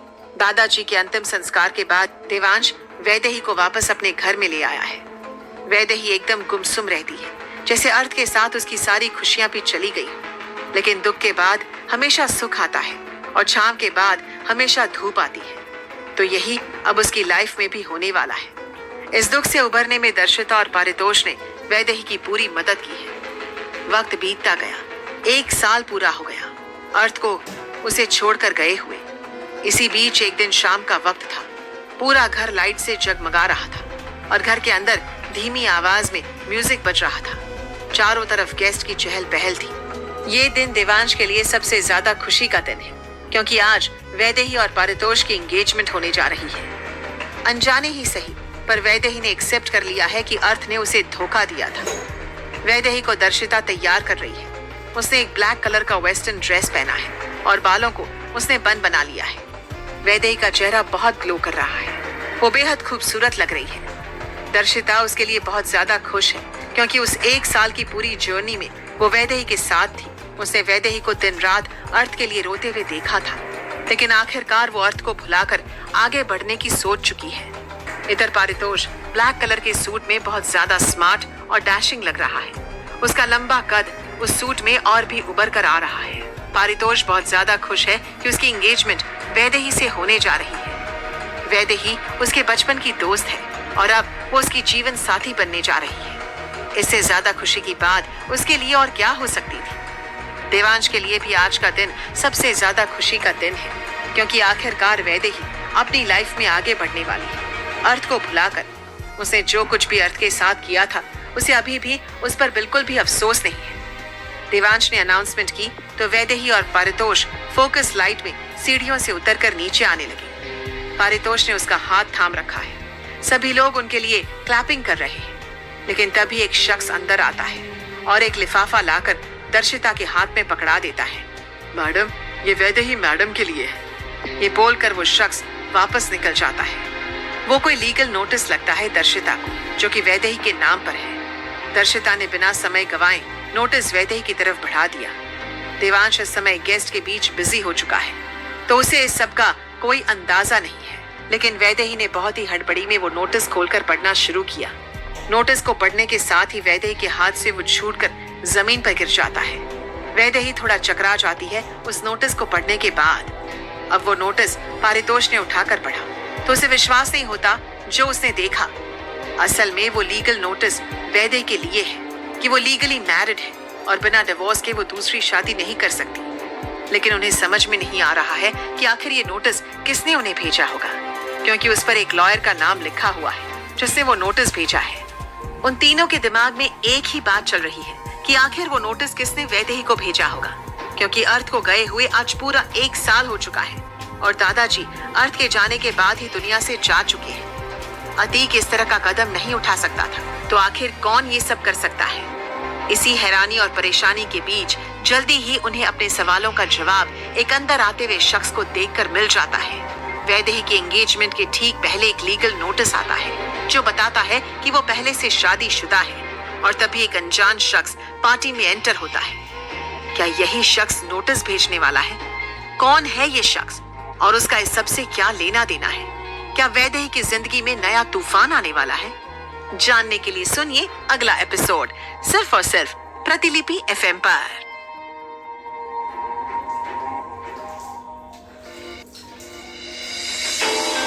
जो शख्स इस समय उन सबके सामने खड़ा है वो और कोई नहीं बल्कि अर्थ दीवान ही है। उसकी उपस्थिति से पूरा हॉल सन्न रह जाता है, जैसे समय ठहर गया हो। वैदेही की तो जैसे सांसें ही गले में अटक जाती है। उसकी आंखें खुली की खुली रह जाती है। अर्थ को इतने समय के बाद अपनी आंखों के सामने देखकर उसके चेहरे पर अविश्वास, सदमा और एक पल के लिए खुशी का मिलाजुला भाव उभरता है। पारितोष खुद भी बहुत ज्यादा हैरान है। अर्थ को इस समय वहां देखकर उसके चेहरे पर एक गहरी चिंता और उलझन दिखाई देती है। दर्शिता का तो मुंह खुला का खुला ही रह जाता है ये देखकर कि आखिर अर्थ अचानक से वहां कैसे आया और पिछले 1 साल वो कहां था। उसके दिमाग में सवालों का बवंडर उठ खड़ा होता है। अतीक इस समय अर्थ के ठीक पीछे ही खड़ा है। उसकी उपस्थिति भी उतनी ही रहस्यमयी है। दर्शिता की नजर अतीक पर भी पड़ती है। ये वही शख्स है जिसे उसने वैदेही की शादी में देखा था। उसकी याददाश्त में एक पुरानी तस्वीर गौंध जाती है। इस समय अर्थ और अतीक दोनों के चेहरे के एक्सप्रेशंस एकदम कठोर हैं। उनकी आंखों में एक ठंडी अटल दृढ़ता है। अर्थ इस समय इतने गुस्से में लग रहा है कि शायद जो उसके सामने आए वो उसे मार ही डालेगा। उसकी आंखों में एक खतरनाक चमक है। इस सब के बीच देवांश अभी तक अर्थ को नहीं देख पाया है। वो गेस्ट के साथ हंसी मजाक में बिजी है, अपनी जीत का जश्न मना रहा है। लेकिन तभी वो अपने कानों में पड़ने वाली एक आवाज के साथ पलटकर देखता है। एक आवाज जो उसके सारे भ्रम तोड़ देती है। असल में अर्थ ने अपने हाथ में माइक लेकर अनाउंसमेंट करते हुए कहा है। उसकी आवाज पूरे हॉल में गूंजती है, हर किसी के कानों में पड़ती है। She is mine। उसकी आवाज में अधिकार, क्रोध और एक दावा है। देवांश ने जैसे पलटकर देखा तो उसके कदमों के नीचे से तो जैसे जमीन ही निकल गई। उसका चेहरा पीला पड़ जाता है। उसकी आंखें भय से चौड़ी हो जाती हैं। उसे यकीन नहीं हो रहा है कि जो शख्स उसके सामने खड़ा है वो अर्थ है, क्योंकि उसको तो उसने खुद अपने हाथों से मारा था। उसकी लाश को नदी में डुबोया था। फिर वो इस तरह से अचानक कैसे प्रकट हो सकता है? उसके दिमाग में विचारों का तूफान उठ खड़ा होता है। उसे लगता है जैसे कोई बुरा सपना देख रहा हो। अपना सेंटेंस पूरा करने के बाद अर्थ के कदम वैदेही की तरफ बढ़ रहे हैं। उसकी नजरें बहुत ही बेरहमी से वैदेही की तरफ देख रही है। उनमें गहरा अधिकार और क्रोध है। अर्थ तेज कदमों से चलते हुए वैदेही और अपने बीच का फासला तय करता है। उसके हर कदम में एक अजीब सी शक्ति है। अर्थ के एक एक बढ़ते हुए कदम के साथ वैदेही के दिल की धड़कन भी बढ़ने लगती है। एक तेज धड़कन जो डर, उत्सुकता और एक अनकहे सवाल से भरी है। जिस अर्थ का उसने अब तक इंतजार किया था, जिसके लिए वो रात रात भर रोई थी, आज अचानक उसकी सगाई वाले दिन सामने आया है। क्या वो अब तक इंतजार कर रहा था इस तरह के किसी मौके का, एक ऐसे पल का कि जब वो सबसे बड़ा बदला ले सके? वैदेही के अंदर खुद भी अर्थ के लिए बहुत सारे सवाल और गुस्सा भरा हुआ है। एक उलझन उसे घेरे हुए है। वो समझ नहीं पाती कि क्या करे। अर्थ ने वैदेही के करीब आते ही बिना किसी हिचकिचाहट के उसका हाथ पारितोष से छुड़ाया। उसकी पकड़ मजबूत है, जैसे वो वैदेही को किसी और के पास रहने नहीं देगा। इसके बाद उसने वैदेही के हाथ को कसकर पकड़ लिया। उसकी उंगलियां वैदेही की कलाई पर कस जाती हैं। वो वैदेही को खींचते हुए अपने साथ ले जा रहा है। उसकी चाल में कोई नरमी नहीं है। वहां खड़े हुए सभी लोग इस नजारे को देखकर हैरान हैं। उनके मुंह खुले के खुले रह जाते हैं। किसी को कुछ समझ नहीं आता कि क्या हो रहा है। देवांश खुद भी अर्थ को इस तरह सामने आए हुए देखकर सन्न रह गया है। उसे तो अपने पांव ही महसूस होने बंद हो गए हैं। उसका शरीर कांप रहा है। वो लड़खड़ाकर जमीन पर बैठ जाता है। उसकी आंखों में सिर्फ भय है। देवांश की हिम्मत नहीं होती कि वो अर्थ के रास्ते में आकर उसे वैदेही को ले जाने से रोक सके, क्योंकि वो अच्छे से जानता है कि अगर वो अर्थ के रास्ते में आएगा तो उसे अर्थ का गुस्सा और नफरत झेलनी पड़ेगी। वो उसी समय उसकी सच्चाई सबके सामने बयां कर सकता था। उसका घिनौना अपराध सबके सामने ला सकता था। भले ही कोई इस बात पर विश्वास ना करे, लेकिन शक का बीज तो सबके दिमाग में उसके शब्द बो ही सकते थे। और देवांश ये जोखिम नहीं लेना चाहता। अर्थ के हाथों की पकड़ वैदेही के हाथ पर बहुत मजबूत है। उसकी उंगलियां वैदेही की कलाई में धंस रही है। इस बार अर्थ पहले से भी ज्यादा रूथलेस और खतरनाक लग रहा है। उसकी आंखों में एक ऐसी क्रूरता है जो वैदेही ने पहले कभी नहीं देखी थी। इतना कि इस समय खुद वैदेही भी उससे घबरा रही है। उसके शरीर में एक कंपकपी छूट रही है। देवांश ने उसे रोकने की कोशिश नहीं की है, लेकिन पारितोष अपनी जगह पर खड़ा नहीं रहता है। वो दौड़कर वैदेही की तरफ बढ़ने लगता है। उसकी आंखों में चिंता और वैदेही को बचाने का भाव है। तभी अतीक उसके और वैदेही के बीच आकर खड़ा हो जाता है, एक दीवार की तरह, उसने पारितोष को वार्न किया। उसकी आवाज में एक स्पष्ट चेतावनी है। अगर तुम अपनी सलामती चाहते हो तो अर्थ के रास्ते में मत आओ, वरना जो भी तुम्हारे साथ होगा तुम उसके खुद जिम्मेदार होंगे। लेकिन पारितोष पर अतीक की इस धमकी का कोई असर नहीं होता है। वो अतीक को साइड करते हुए एक बार फिर वैदेही की तरफ बढ़ता है। तभी अर्थ के 4 गार्ड्स आकर उसे घेर लेते हैं। उनकी चाल में एक अजीब सी फूर्ति है। पारितोष उन्हें अपना रास्ता छोड़ने के लिए कहता है। तभी अर्थ अपने गार्ड्स को एक्शन में आने का ऑर्डर दे देता है। अर्थ के एक ऑर्डर पर उन गार्ड्स ने पारितोष को मारना शुरू कर दिया। उनके मुक्के और लाते पारितोष पर बरसने लगते हैं। तभी वैदेही ने अर्थ से गुस्से में कहा। उसकी आवाज में दर्द और बेबसी है। अपने आदमियों को कहो कि वो पारितोष को छोड़ दे। आप जहाँ चाहते हो मैं आपके साथ चलूंगी। वैदेही की आवाज में एक बलिदान का भाव है। वो पारितोष को बचाने के लिए कुछ भी करने को तैयार है। वैदेही के मुंह से निकलने वाला ये सेंटेंस अर्थ के तन बदन में आग लगाने का काम कर रहा है। उसके दिमाग में एक तेज गुस्सा उठता है। क्या वैदेही को उस पारितोष से इतना प्यार है कि वो उसके लिए सैक्रिफाइस करने को भी तैयार है? ये बात अर्थ को और भी ज्यादा भड़का रही है। उसकी आंखों में खतरनाक चमक आ जाती है। अर्थ अपने गार्ड्स को रुकने के लिए नहीं कहता है। उसकी नजरें पारितोष पर टिकी हैं, जो पिट रहा है। फिर वो आगे बढ़ता है और अपनी कार का डोर खोलकर वैदेही को जबरदस्ती उसमें बैठा देता है। उसकी पकड़ वैदेही पर मजबूत है और खुद वो कार ड्राइव करके वैदेही को अपने साथ ले जाने लगा। वैदेही अभी भी अर्थ से रिक्वेस्ट कर रही है कि अर्थ पारितोष को छोड़ दे। उसकी आंखों से आंसू बह रहे हैं, लेकिन अर्थ के गार्ड्स पारितोष को तब तक मारते रहते हैं जब तक वो बेहोश नहीं हो जाता। उसका शरीर बेजान होकर जमीन पर गिर जाता है। इसके बाद अतीक भी दूसरी कार में वहां से निकल जाता है। वो भी अर्थ के पीछे उसके घर ही जा रहा है। कार में बैठने के बाद अर्थ ने एक बार फिर वैदेही के हाथ को कसकर पकड़ लिया। उसकी उंगलियां वैदेही की कलाई पर कस जाती है। वैदेही अपने हाथ को छुड़ाने की कोशिश करती है, लेकिन अर्थ उसका हाथ नहीं छोड़ता। उसकी पकड़ बेहद मजबूत है और इसी पकड़ और जकड़ते हुए अर्थ वैदेही से कहता है, उसने तुम्हारे इसी हाथ को पकड़ा था ना?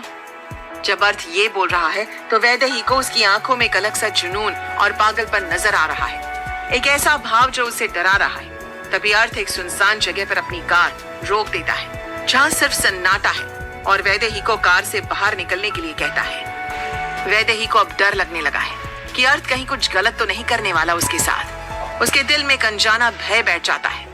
अर्थ खुद कार से निकलकर बाहर आता है। उसकी चाल में एक अजीब सी गंभीरता है और उसने वैदेही की साइड का डोर खोलकर उसे बाहर निकाला है। उसने वैदेही का हाथ कसकर पकड़ा हुआ है। उसकी पकड़ में कोई ढिलाई नहीं है और अब वो कार की बैक सीट की तरफ बढ़ रहा है। उसने वैदेही को अभी भी कसकर पकड़ा हुआ है, जैसे वो उसे भागने नहीं देगा। वैदेही को लगता है कि कहीं अर्थ कार की बैक सीट पर उसके साथ जबरदस्ती तो नहीं करना चाहता। इस डर से उसने अर्थ के हाथ को अपने पूरे जोर से बाइट कर लिया और भागने की कोशिश करने लगती है। उसकी आंखों में एक उम्मीद की किरण है, लेकिन अर्थ ने उसे ज्यादा दूर नहीं भागने दिया। उसे दौड़कर वैदेही को कमर से कसकर पकड़ लिया।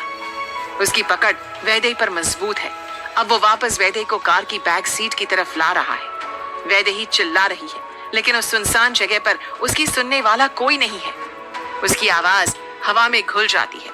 जैसे ही अर्थ ने कार की बैक सीट का डोर खोला तो वैदेही उसके सामने गिड़गिड़ाने लगती है। उसकी आंखों में आंसू है कि वो उसे छोड़ दे। अर्थ ने कार की बैक सीट से एक पानी की बोतल निकाली और डोर को वापस बंद कर देता है। अब भी उसने वैदेही के हाथ को कसकर पकड़ा है, जिसे कुछ समय पहले पारितोष ने होल्ड किया हुआ था। उसने वैदेही के उस हाथ को पानी से अच्छे से रगड़कर साफ किया, जैसे वो किसी गंदगी को मिटा रहा हो। वो लगभग 2 लीटर की पूरी बोतल वैदेही के हाथ को धोने में ही खत्म कर चुका है। उसकी आंखों में एक जुनून है। जब उससे तसल्ली होती है कि अब वैदेही के हाथ से उस पारितोष के हाथ का स्पर्श वो मिटा चुका है, तब अर्थ वापस वैदेही को कार का डोर खोलकर अंदर बैठने का ऑर्डर देता है।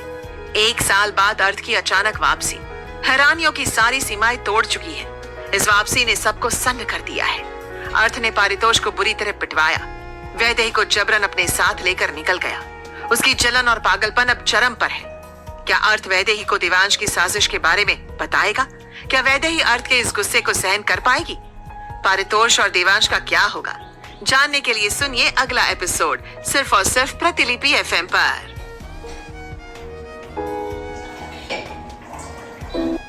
अर्थ ने वैदेही के हाथ को पानी से साफ धोया और स्थिति ने करवट बदल ली। सिवाय वैदेही का हाथ पानी से धोने के अर्थ ने उसके साथ कुछ नहीं किया।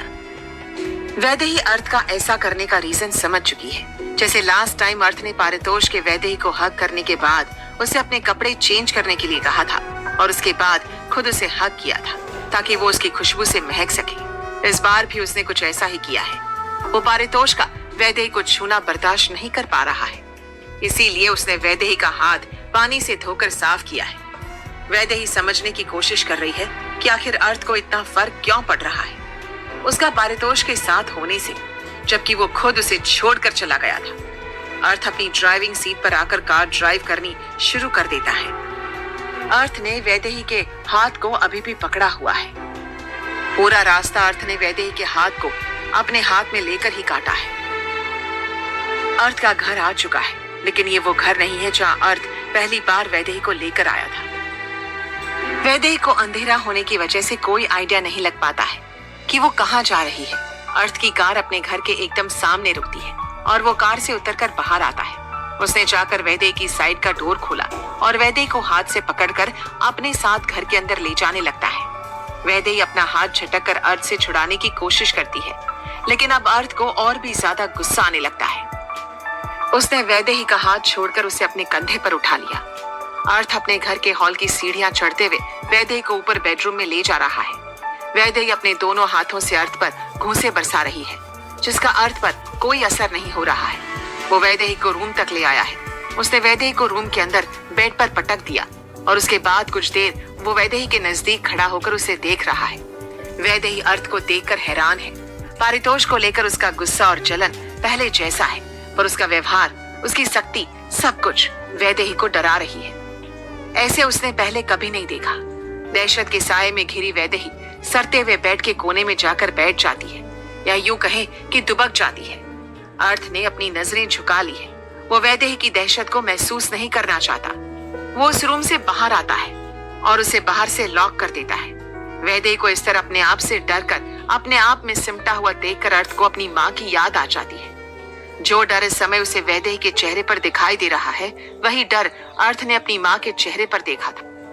अर्थ ने कभी नहीं सोचा था कि वो वैदेही को ऐसे ट्रीट करेगा जैसे उसने आज किया है, लेकिन वक्त से ताकतवर और रहस्यमय कुछ नहीं होता। अर्थ की माँ और वैदेही के बीच वक्त ने ही समानता की लकीर खींच दी थी। अर्थ की निगाह में दोनों एक से लग रहे थे, जबकि दिल में पारितोष भी खटक रहा था। पारितोष शुरू से ही अर्थ की आंखों की किरकिरी रहा है। वैदेही को पारितोष के साथ देखकर अर्थ अपने ऊपर कंट्रोल नहीं कर पाता। वैदेही का अर्थ को भुलाकर आगे बढ़ जाना अर्थ को गुस्सा दिला रहा है। वो खुद से बात करते हुए कहता है, वो कैसे उस आदमी से सगाई करने जा रही थी जब वो मेरी वाइफ है। मैं उसे कभी डिवोर्स नहीं दूंगा। अर्थ अपनी जिद पर अड़ा हुआ है। अर्थ वैदेही के रूम से निकलकर नीचे हॉल में आता है। तभी उसे सामने से अतीक आता हुआ नजर आता है। अतीक आते ही सबसे पहले अर्थ से गले मिलता है। वो अर्थ से पूछता है, अर्थ भाई तू ठीक तो है ना? I am fine. अतीक बोलना शुरू करता है, हमारे आदमियों ने उस पारितोष को जान से नहीं मारा है, लेकिन अब वो वैदेही भाभी के पीछे नहीं आएगा। अर्थ दांत भींचते हुए कहता है, डोंट कॉल हर भाभी। तू भले ही इस बात को नकार दे, लेकिन वो अभी भी तेरी वाइफ है और मैं जानता हूँ कि उसने पिछले 1 साल तेरा इंतजार किया।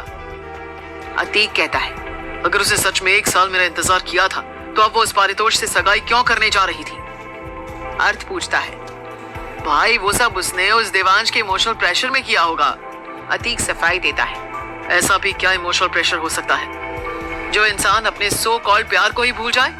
अर्थ सवाल करता है, मैं अभी भी यही कहूंगा कि इसमें वैदेही की कोई गलती नहीं है। तुझे जो करना है देवांश के साथ कर, वैदेही ने तेरा कुछ नहीं बिगाड़ा। अतीक मजबूती से कहता है। असल में 1 साल पहले अर्थ को रिवर में गाड़ी के साथ धक्का देने के बाद देवांश तो वहां से जा चुका था, लेकिन अर्थ ने कार सीट के हेडरेस्ट को निकालकर कार का शीशा तोड़ दिया था, जो असल में इसी पर्पस के लिए लगाया होता है, जिससे इमरजेंसी में कार के डोर के ग्लास को तोड़ा जा सके। मौत और जिंदगी के बीच संतुलन बनाते हुए अर्थ जैसे तैसे किनारे तक पहुंच जाता है, लेकिन वहां उसकी हिम्मत जवाब दे देती है। जीने की चाह हो और शरीर स्वस्थ हो तो कई बार बहुत वेल प्लान्ड साजिश भी हार जाती है। अर्थ के साथ वही हुआ। बाकी का सौभाग्य ये था कि असल में वो रिवर एक ऐसा पॉइंट बन गया था जहाँ क्राइम बहुत ज्यादा होने लगे थे।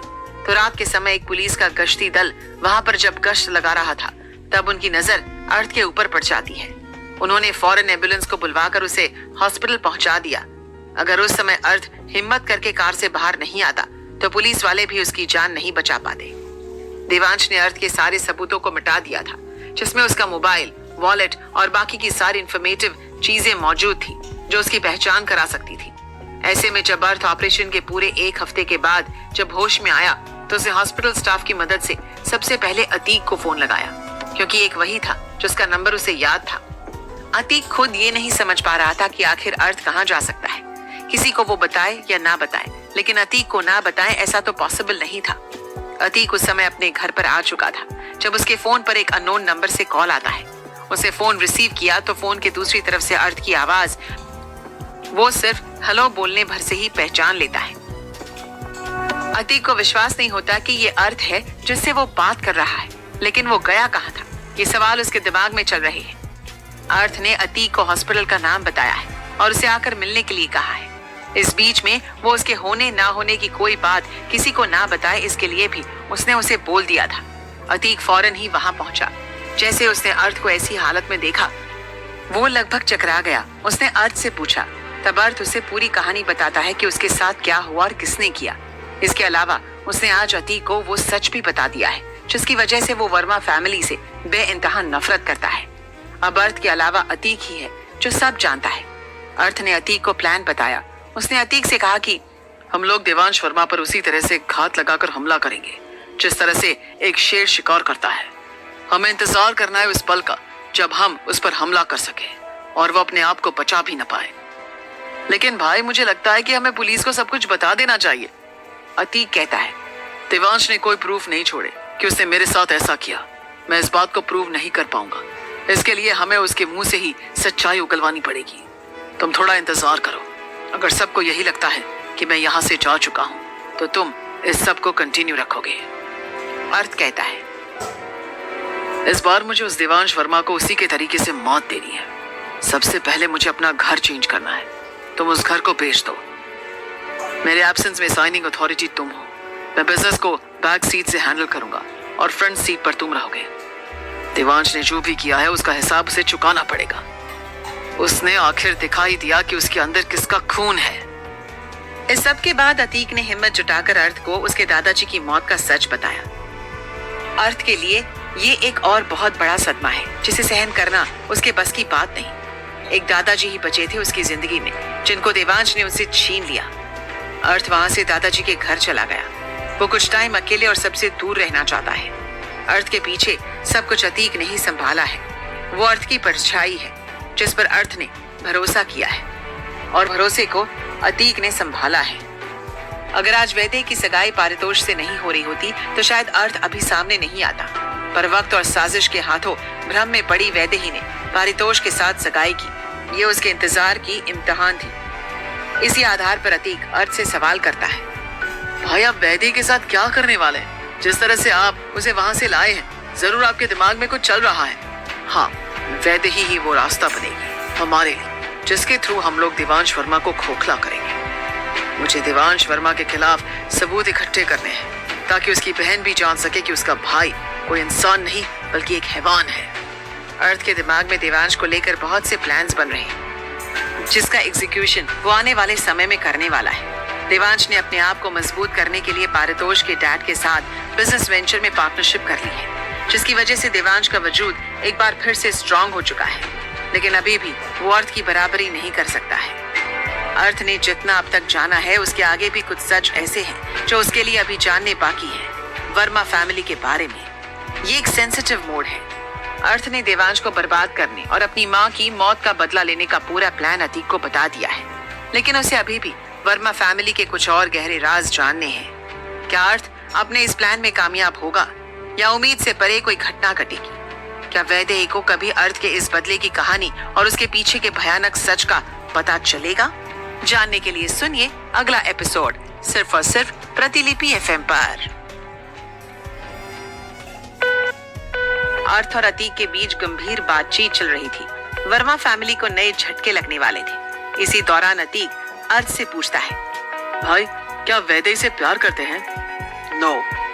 तो फिर आज आप वैदेही पारितोष के साथ सगाई के दिन ही क्यों सबके सामने आए? अभी तो आपका कोई प्लान नहीं था अपने आप को सबके सामने लाने का।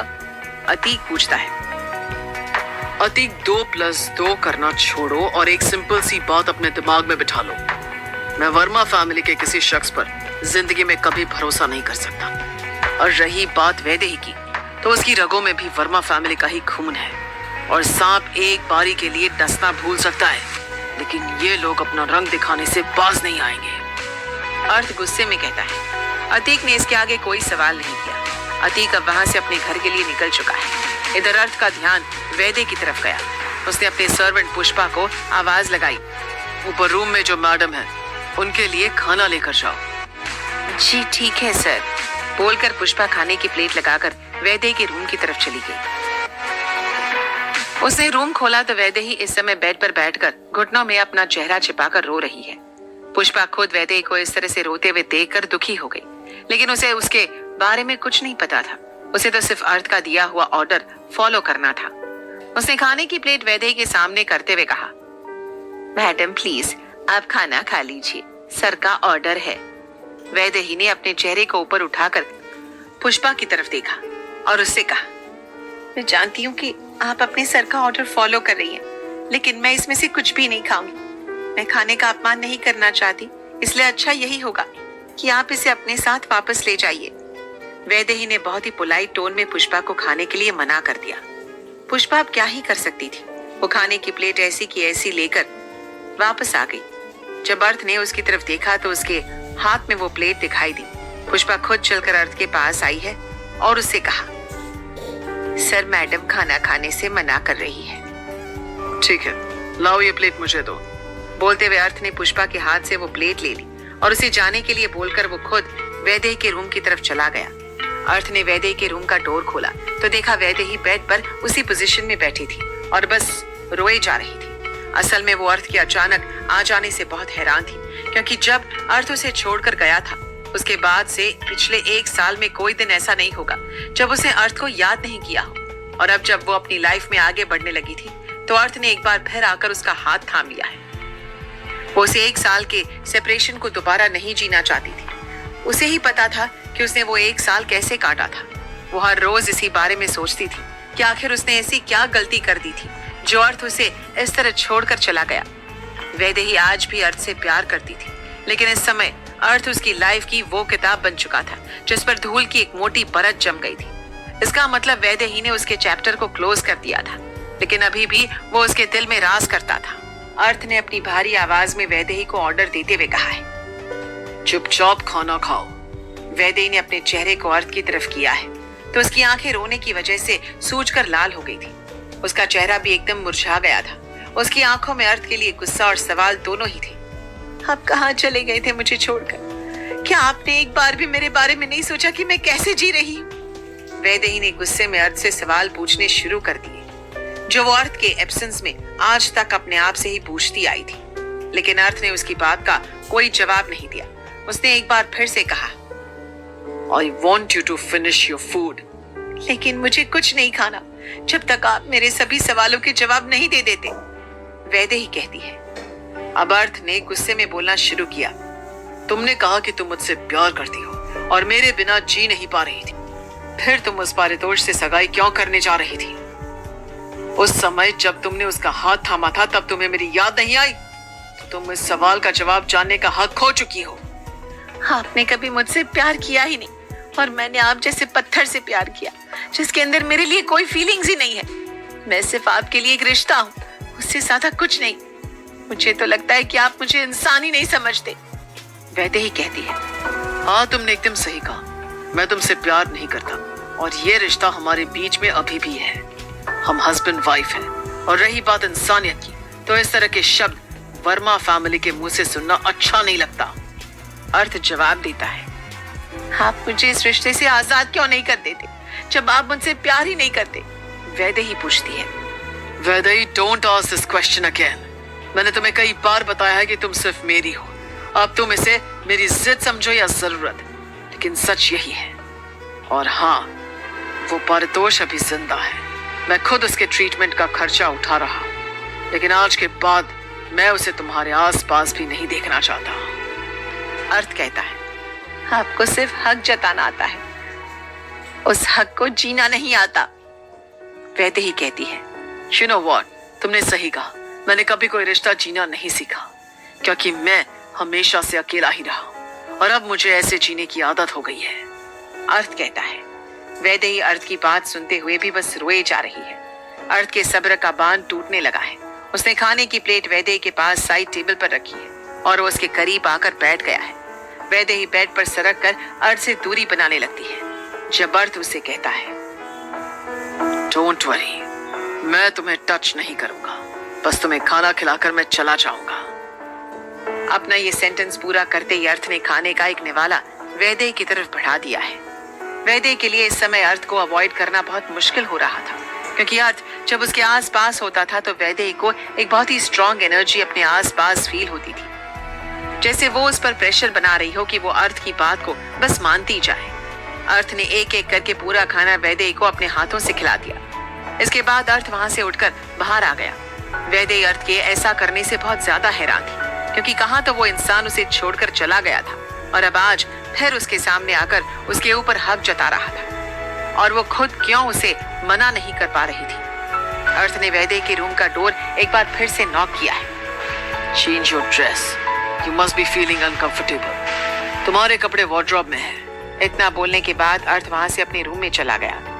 अर्थ के कदमों के जाने की आवाज सुनकर वैदेही उठकर वार्डरोब तक गई। जब उसने देखा कि अर्थ ने उसके वही कपड़े इस वार्डरोब में रखे हुए थे जो वो शादी के बाद अपने साथ लाई थी, लेकिन अगर अर्थ ने पिछला घर छोड़ दिया था तो उसने इस घर में वैदेही के कपड़े उसी के लिए लाकर रखे होंगे। इसका मतलब उसे पूरी उम्मीद थी कि कभी ना कभी वैदेही उस घर में जरूर आएगी। वैदेही अपने लिए कंफर्टेबल कपड़े निकाले और वॉशरूम में फ्रेश होने चली गई। इधर अर्थ ने भी रूम में आकर अपने कपड़े चेंज किए और फिर सोने के लिए वो बेड पर लेट गया। आज वैदेही को अपने साथ लाने के बाद अर्थ को ऐसी फीलिंग आ रही थी जैसे आज वो अपनी आधी जंग जीत चुका हो, क्योंकि वो उसके साथ थी। सुबह हुई तो अर्थ जिम करने के लिए चला गया। 1 घंटे के बाद अर्थ वापस आया तो उसने सोचा पहले वैदेही को देख लिया जाए। उसे धीमे से वैदेही के रूम का डोर खोल कर देखा तो वो अभी भी सो रही थी। अर्थ के दिमाग में यही चल रहा था कि क्या वैदेही की आदतें 1 साल में ही बदल गई है, क्योंकि उसे सुबह जल्दी उठने की आदत थी। अर्थ ने वैदेही के रूम का डोर वापस से बंद कर दिया। इसके बाद वो वापस अपने रूम में आ गया और नहा धोकर रेडी होकर नीचे ब्रेकफास्ट के लिए ब्रेकफास्ट टेबल पर पहुंच गया। उसे पुष्पा को वैदेही के लिए पर्सनल सर्वेंट के तौर पर असाइन कर दिया। अर्थ ने पुष्पा को आवाज दी, जाकर वैदेही को ब्रेकफास्ट के लिए बुला कर लाओ। पुष्पा जाने के मुश्किल से 5 मिनट में ही बिना वैदेही को लिए रूम से बाहर आ गई। उसने पैनिक होते हुए अर्थ को बताया, सर मैडम की तबीयत काफी खराब है, मुझे लगता है उनको फीवर है, आप एक बार जाकर उन्हें देख लीजिए। पुष्पा की बात सुनने के बाद अर्थ फौरन वैदेही के रूम की तरफ बढ़ गया। उसे रूम का डोर खोला और जाकर सीधे वैदेही के माथे को छू कर देखा तो वाकई में इस समय वैदेही बहुत तेज फीवर से तप रही थी। अर्थ ना चाहते हुए भी अपने आप को वैदेही की फिक्र करने से रोक नहीं पा रहा था। अर्थ ने फौरन डॉक्टर को फोन लगाया और उसे जल्दी पहुंचने के लिए कहा। डॉक्टर को पहुंचने में वहां 1 घंटा लगने वाला था। तब तक के लिए अर्थ ने पुष्पा से बोलकर वैदेही के लिए कॉटन की पट्टियां और आइस वाटर मंगाया। इसके बाद उसने खुद एक के बाद एक ठंडे पानी की पट्टी वैदेही के माथे पर लगानी शुरू की। कुछ पट्टी उसने वैदेही की गर्दन पर भी लगाई। डॉक्टर के आने तक उसे वैदेही की हालत को संभालना था। उसने अतीक को फोन किया, मेरे आज के सारे प्लान्स कैंसिल कर दो, मैं आज घर पर ही रहूंगा।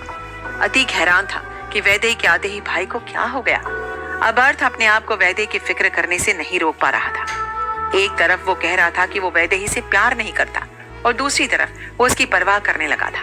सिर्फ वही एक वजह थी जो अर्थ सबके सामने इतनी जल्दी आ गया था। ऐसा नहीं था कि वो वैदेही की उसके लिए फीलिंग से अनजान था। उसने हर पल वैदेही की खबर रखी थी, लेकिन पारितोष की वैदेही से सगाई की देवांश ने मीडिया और किसी को भी भनक नहीं लगने दी थी। सगाई वाले दिन से ठीक 2 दिन पहले ही उसे सबको इनविटेशन भेजे थे। जब अर्थ वहां मौजूद नहीं था, अतीक के कानों में जैसे ये न्यूज पड़ी तो उसने फौरन अर्थ को बताया था। अर्थ वहां से सीधे वैदेही की सगाई में ही आ गया, लेकिन नोटिस उसने पहले ही इश्यू करवा दिया था वैदेही के लिए।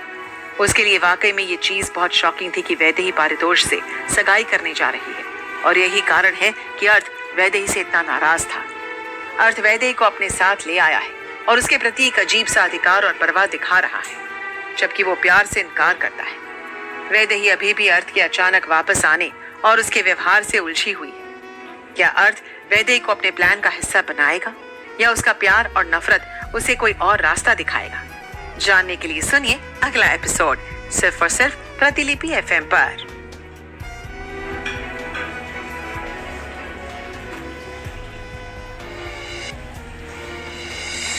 अर्थ वैदेही के पास ही बैठा है। उसे इस समय वैदेही की बहुत ज्यादा फिक्र हो रही है। वैदेही हल्के से अपनी आंख खोलकर अर्थ की तरफ देखती है। उसके बाद वो अर्थ से पूछती है, आप यहाँ क्या कर रहे हैं? तुम्हारी तबीयत ठीक नहीं है, so you need rest. Doctor अभी आने वाला होगा। अर्थ जवाब देता है, ये फिक्र 1 साल पहले कहाँ चली गई थी, जब आप मुझे छोड़कर गए थे? वैदेही सवाल करती है। मैं इस सवाल का जवाब फिलहाल नहीं देना चाहता। शायद तुम अभी सुनने के लिए तैयार नहीं हो। अर्थ कहता है, जब मैं वो 1 साल जीने के लिए तैयार थी, तो इस सवाल का जवाब सुनने के लिए भी मैं तैयार हूँ। मुझे सब कुछ सच सच बताइए कि आप मुझे छोड़कर कहाँ चले गए थे और अब वापस क्यों आए हैं? वैदेही मजबूती से पूछती है। वैदेही, अगर मैं तुम्हें कहूँ कि मैं तुम्हारे भाई की वजह से तुमसे दूर हुआ था, तो क्या तुम बिलीव करोगी? अर्थ पूछता है, आपको तो मेरे भाई से कोई प्रॉब्लम नहीं थी, तो आप मेरे भाई का नाम में सब में क्यों घसीट रहे हैं? आप खुद ही तो चाहते थे कि वो हमारी शादी में आए, फिर अब क्यों ऐसा बोल रहे हैं कि आप उनकी वजह से मुझे छोड़ कर गए थे? वैदेही चौंक कर सवाल करती है।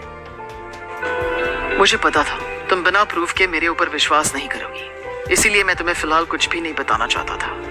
लेकिन इस बात से तुम बेफिक्र रहो कि ना मैं तुम्हारे साथ कुछ भी गलत करूंगा और ना होने दूंगा।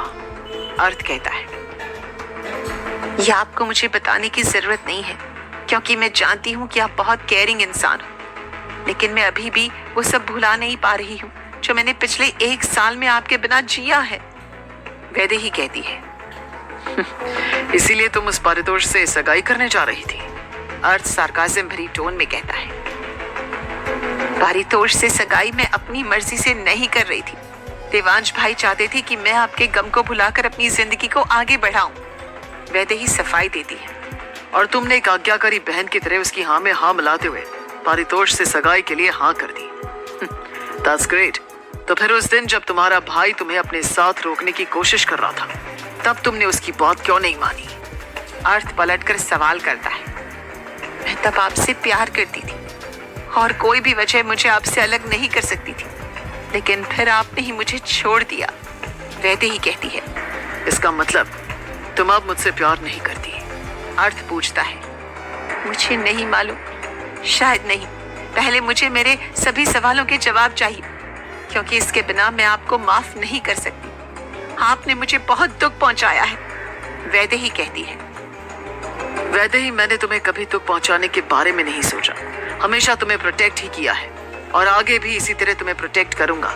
लेकिन जिस सच को तुम जानना चाहती हो, उसे जानने के लिए तुम्हें थोड़ा समय और इंतजार करना होगा। अर्थ कहता है, जो लड़की 1 साल इंतजार कर सकती है, वो कुछ समय के लिए क्या और इंतजार नहीं कर पाएगी? मैं इंतजार करूंगी वो सच को जानने के लिए जो आप मेरे सामने लाना चाहते हैं। वैदेही कहती है, वैदेही, तुम एक बहुत अच्छी इंसान हो और शायद मुझसे ज्यादा बेटर जीवन साथी डिजर्व करती हो, लेकिन मैं चाह कर भी तुम्हें नहीं छोड़ सकता। फिर भले ही मैं तुमसे प्यार नहीं करता, तुम चाहे तो इसे तुम्हें इस्तेमाल करना कह सकती हो, लेकिन मैं मजबूर हूँ। अर्थ कहता है, वैदेही ने अर्थ को आज पहली बार इतनी बात करते हुए सुना है। असल में अर्थ किसी के सामने भी खुलकर बात नहीं करता था, सिवाय अतीक के। अर्थ और वैदेही बातों में व्यस्त थे। तभी पुष्पा वैदेही के रूम का डोर नॉक करती है। सर, डॉक्टर आ गए हैं। अंदर भेज दो उन्हें। अर्थ कहता है, जी सर। जाइए डॉक्टर साहब, आपको अंदर बुलाया है। डॉक्टर रूम में एंटर होते हैं और उन्होंने बिना समय गंवाए वैदेही का चेकअप किया।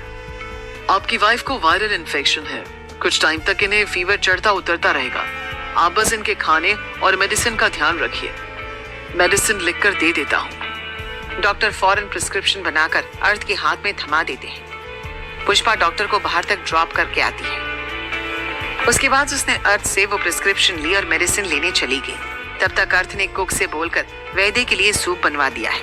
को खुद वैदेही के लिए सूप लेकर रूम तक आता है तो अर्थ उससे वो ट्रे लेकर उसे जाने के लिए बोल देता है। अर्थ ने वो ट्रे लाकर वैदेही की साइड टेबल पर रखी और वैदेही को सहारा देकर बिठाने के लिए उसने अपने हाथ उसकी तरफ बढ़ाया। जब वैदेही उसे कहती है कि वो ये खुद कर लेगी, ठीक है बोलकर अर्थ भी वहीं वैदेही के पास अपने दोनों हाथ फोल्ड करके खड़ा हो जाता है। वो भी देखना चाहता है कि आखिर वैदेही कितनी जिद्दी है, लेकिन वैदेही तेज बुखार होने की वजह से हिम्मत नहीं कर पा रही है कि वो खुद से बैठकर वो सूप पी सके। अर्थ जो अभी तक उसके पास अपने हैंड फोल्ड करके खड़ा है उससे बोलता है, अगर तुम्हारा हो गया हो तो लेट मी हेल्प यू। अर्थ इतना कहने के बाद ही वैदेही की तरफ बढ़ा। उसने वैदेही की गर्दन को अपने एक हाथ से सहारा देते हुए दूसरे हाथ से उसकी कमर को होल्ड किया है। वैदेही ने भी सहारा लेने के लिए अपने दोनों हाथ अर्थ की गर्दन में डाल दिए। अर्थ ने बहुत ही एफर्टलेसली वैदेही को सरकाकर बेड की साइड से लगाकर बिठा दिया। वैदेही की कमर को पिलो का सहारा देने के लिए अर्थ ने उसे अपनी तरफ झुकाकर उसके पीछे पिलो लगा दिया। वैदेही का शरीर अर्थ को अभी भी बहुत ज्यादा गर्म महसूस हो रहा है। वैदेही के हाथ अर्थ की गर्दन को अभी भी पकड़े हुए हैं, जिसकी वजह से उसे वैदेही की गर्माहट का एहसास हो रहा है। अर्थ के इतना ज्यादा करीब होने की वजह से वैदेही को वो सभी पल एक बार फिर से याद आने लगे हैं जो उसे आज सिर्फ 1 साल पहले अर्थ के साथ जिए थे। वो अर्थ का उसे सडनली किस करना, उस पर हक जताना, उसके लिए ब्रेकफास्ट डेट अरेंज करना और वो स्पेशल मोमेंट जब अर्थ ने वैदेही की गर्दन पर पैशनेटली किस करके वो लव बाइट बनाया था, वो सभी पल इस समय वैदेही के दिमाग को क्रॉस कर रहे हैं।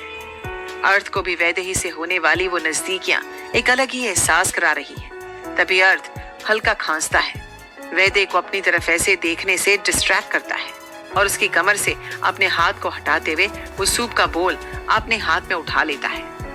अर्थ कहता है, अब ये मत कहना कि तुम खुद से इसे पी सकती हो। चुपचाप से अपना मुंह खोलो और ये गरम गरम सूप पियो, तुम्हें आराम मिलेगा। अर्थ की हल्की सी फटकार वैदेही को एकदम चुप कर गई। वो चुपचाप अर्थ के हाथों से वो सूप पी रही है।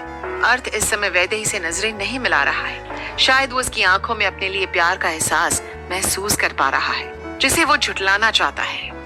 लेकिन आखिर कब तक वो इस सब को अवॉइड कर सकता है।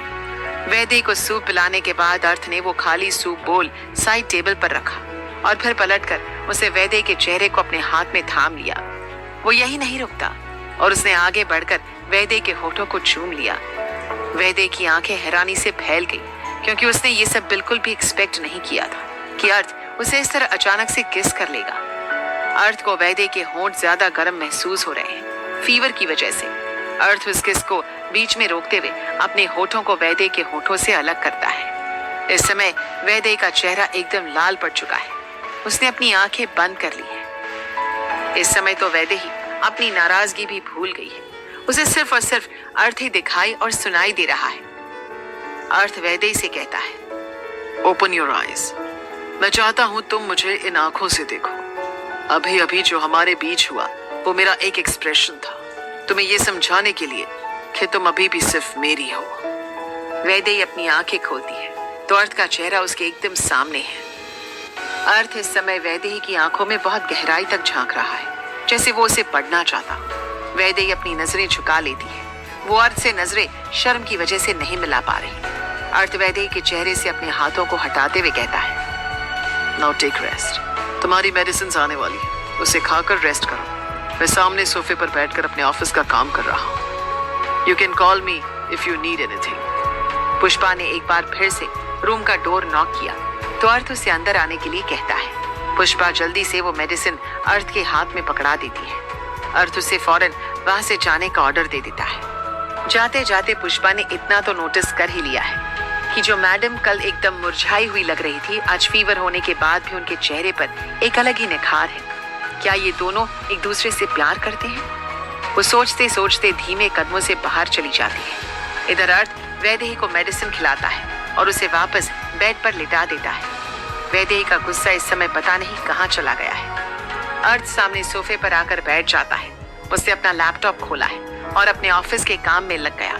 वैदेही अभी भी बस अर्थ को ही देखे जा रही है। उसके दिमाग में बार बार यही सवाल आ रहा है कि जब ये इंसान मेरी इतनी परवाह करता है तो ये बिना किसी रीजन के मुझे ऐसे नहीं छोड़कर जा सकता। जरूर उसके पीछे कोई वजह है जिससे मैं अभी तक अनजान हूँ। मेडिसिन खाने के थोड़ी देर में ही वैदेही नींद के आगोश में चली गई। अर्थ ने अपना फोन उठाया और अतीक को फोन किया। मैं चाहता हूँ कि तुम ये न्यूज सभी के कानों तक पहुंचाओ कि मैं अर्थ दीवान वर्मा फैमिली की बेटी वैदेही अर्थ दीवान से शादी करने जा रहा हूँ। जो शादी मेरे दादू होते हुए देखना चाहते थे वो अब मैं दोबारा से करूंगा, वहीं दादाजी के फार्म हाउस पर। लेकिन सिर्फ गेस्ट ही नहीं, इस बार मीडिया भी वहां इनवाइटेड होगी। मैं सबको इस रिश्ते के बारे में बताना चाहता हूँ। जी भाई, मैं अभी सारे अरेंजमेंट्स करवाता हूँ। मेक श्योर कि वो पारितोष और देवांश दोनों ही इस शादी में शामिल हो। मैं देवांश के चेहरे के उड़े हुए रंग देखना चाहता हूँ। भाई, आप ऐसा रिस्क क्यों ले रहे हैं? वो दोनों ही अब आपके दुश्मन हैं। मुझे अपने दुश्मनों के चेहरे के उड़े हुए रंग देखने में मजा आएगा। और वैसे भी पारितोष को मैं दुश्मनों में नहीं गिनता। ठीक है भाई, जैसा आप कहो। अर्थ वैदेही के प्रति एक अजीब सा अधिकार और परवाह दिखा रहा है। वैदेही भी अब समझ रही है कि अर्थ ने बिना किसी रीजन के उसे छोड़ा नहीं होगा। वो रीजन जानना चाहती है। अर्थ प्यार से इनकार करता है, पर दुनिया को बताने जा रहा है कि वैदेही उसकी है। उसी फार्म हाउस पर फिर से शादी की रस्में निभाई जाएंगी। देवांश और पारितोष दोनों इस बार कैसे रिएक्ट करेंगे, जानने के लिए सुनिए अगला एपिसोड सिर्फ और सिर्फ प्रतिलिपि FM पर।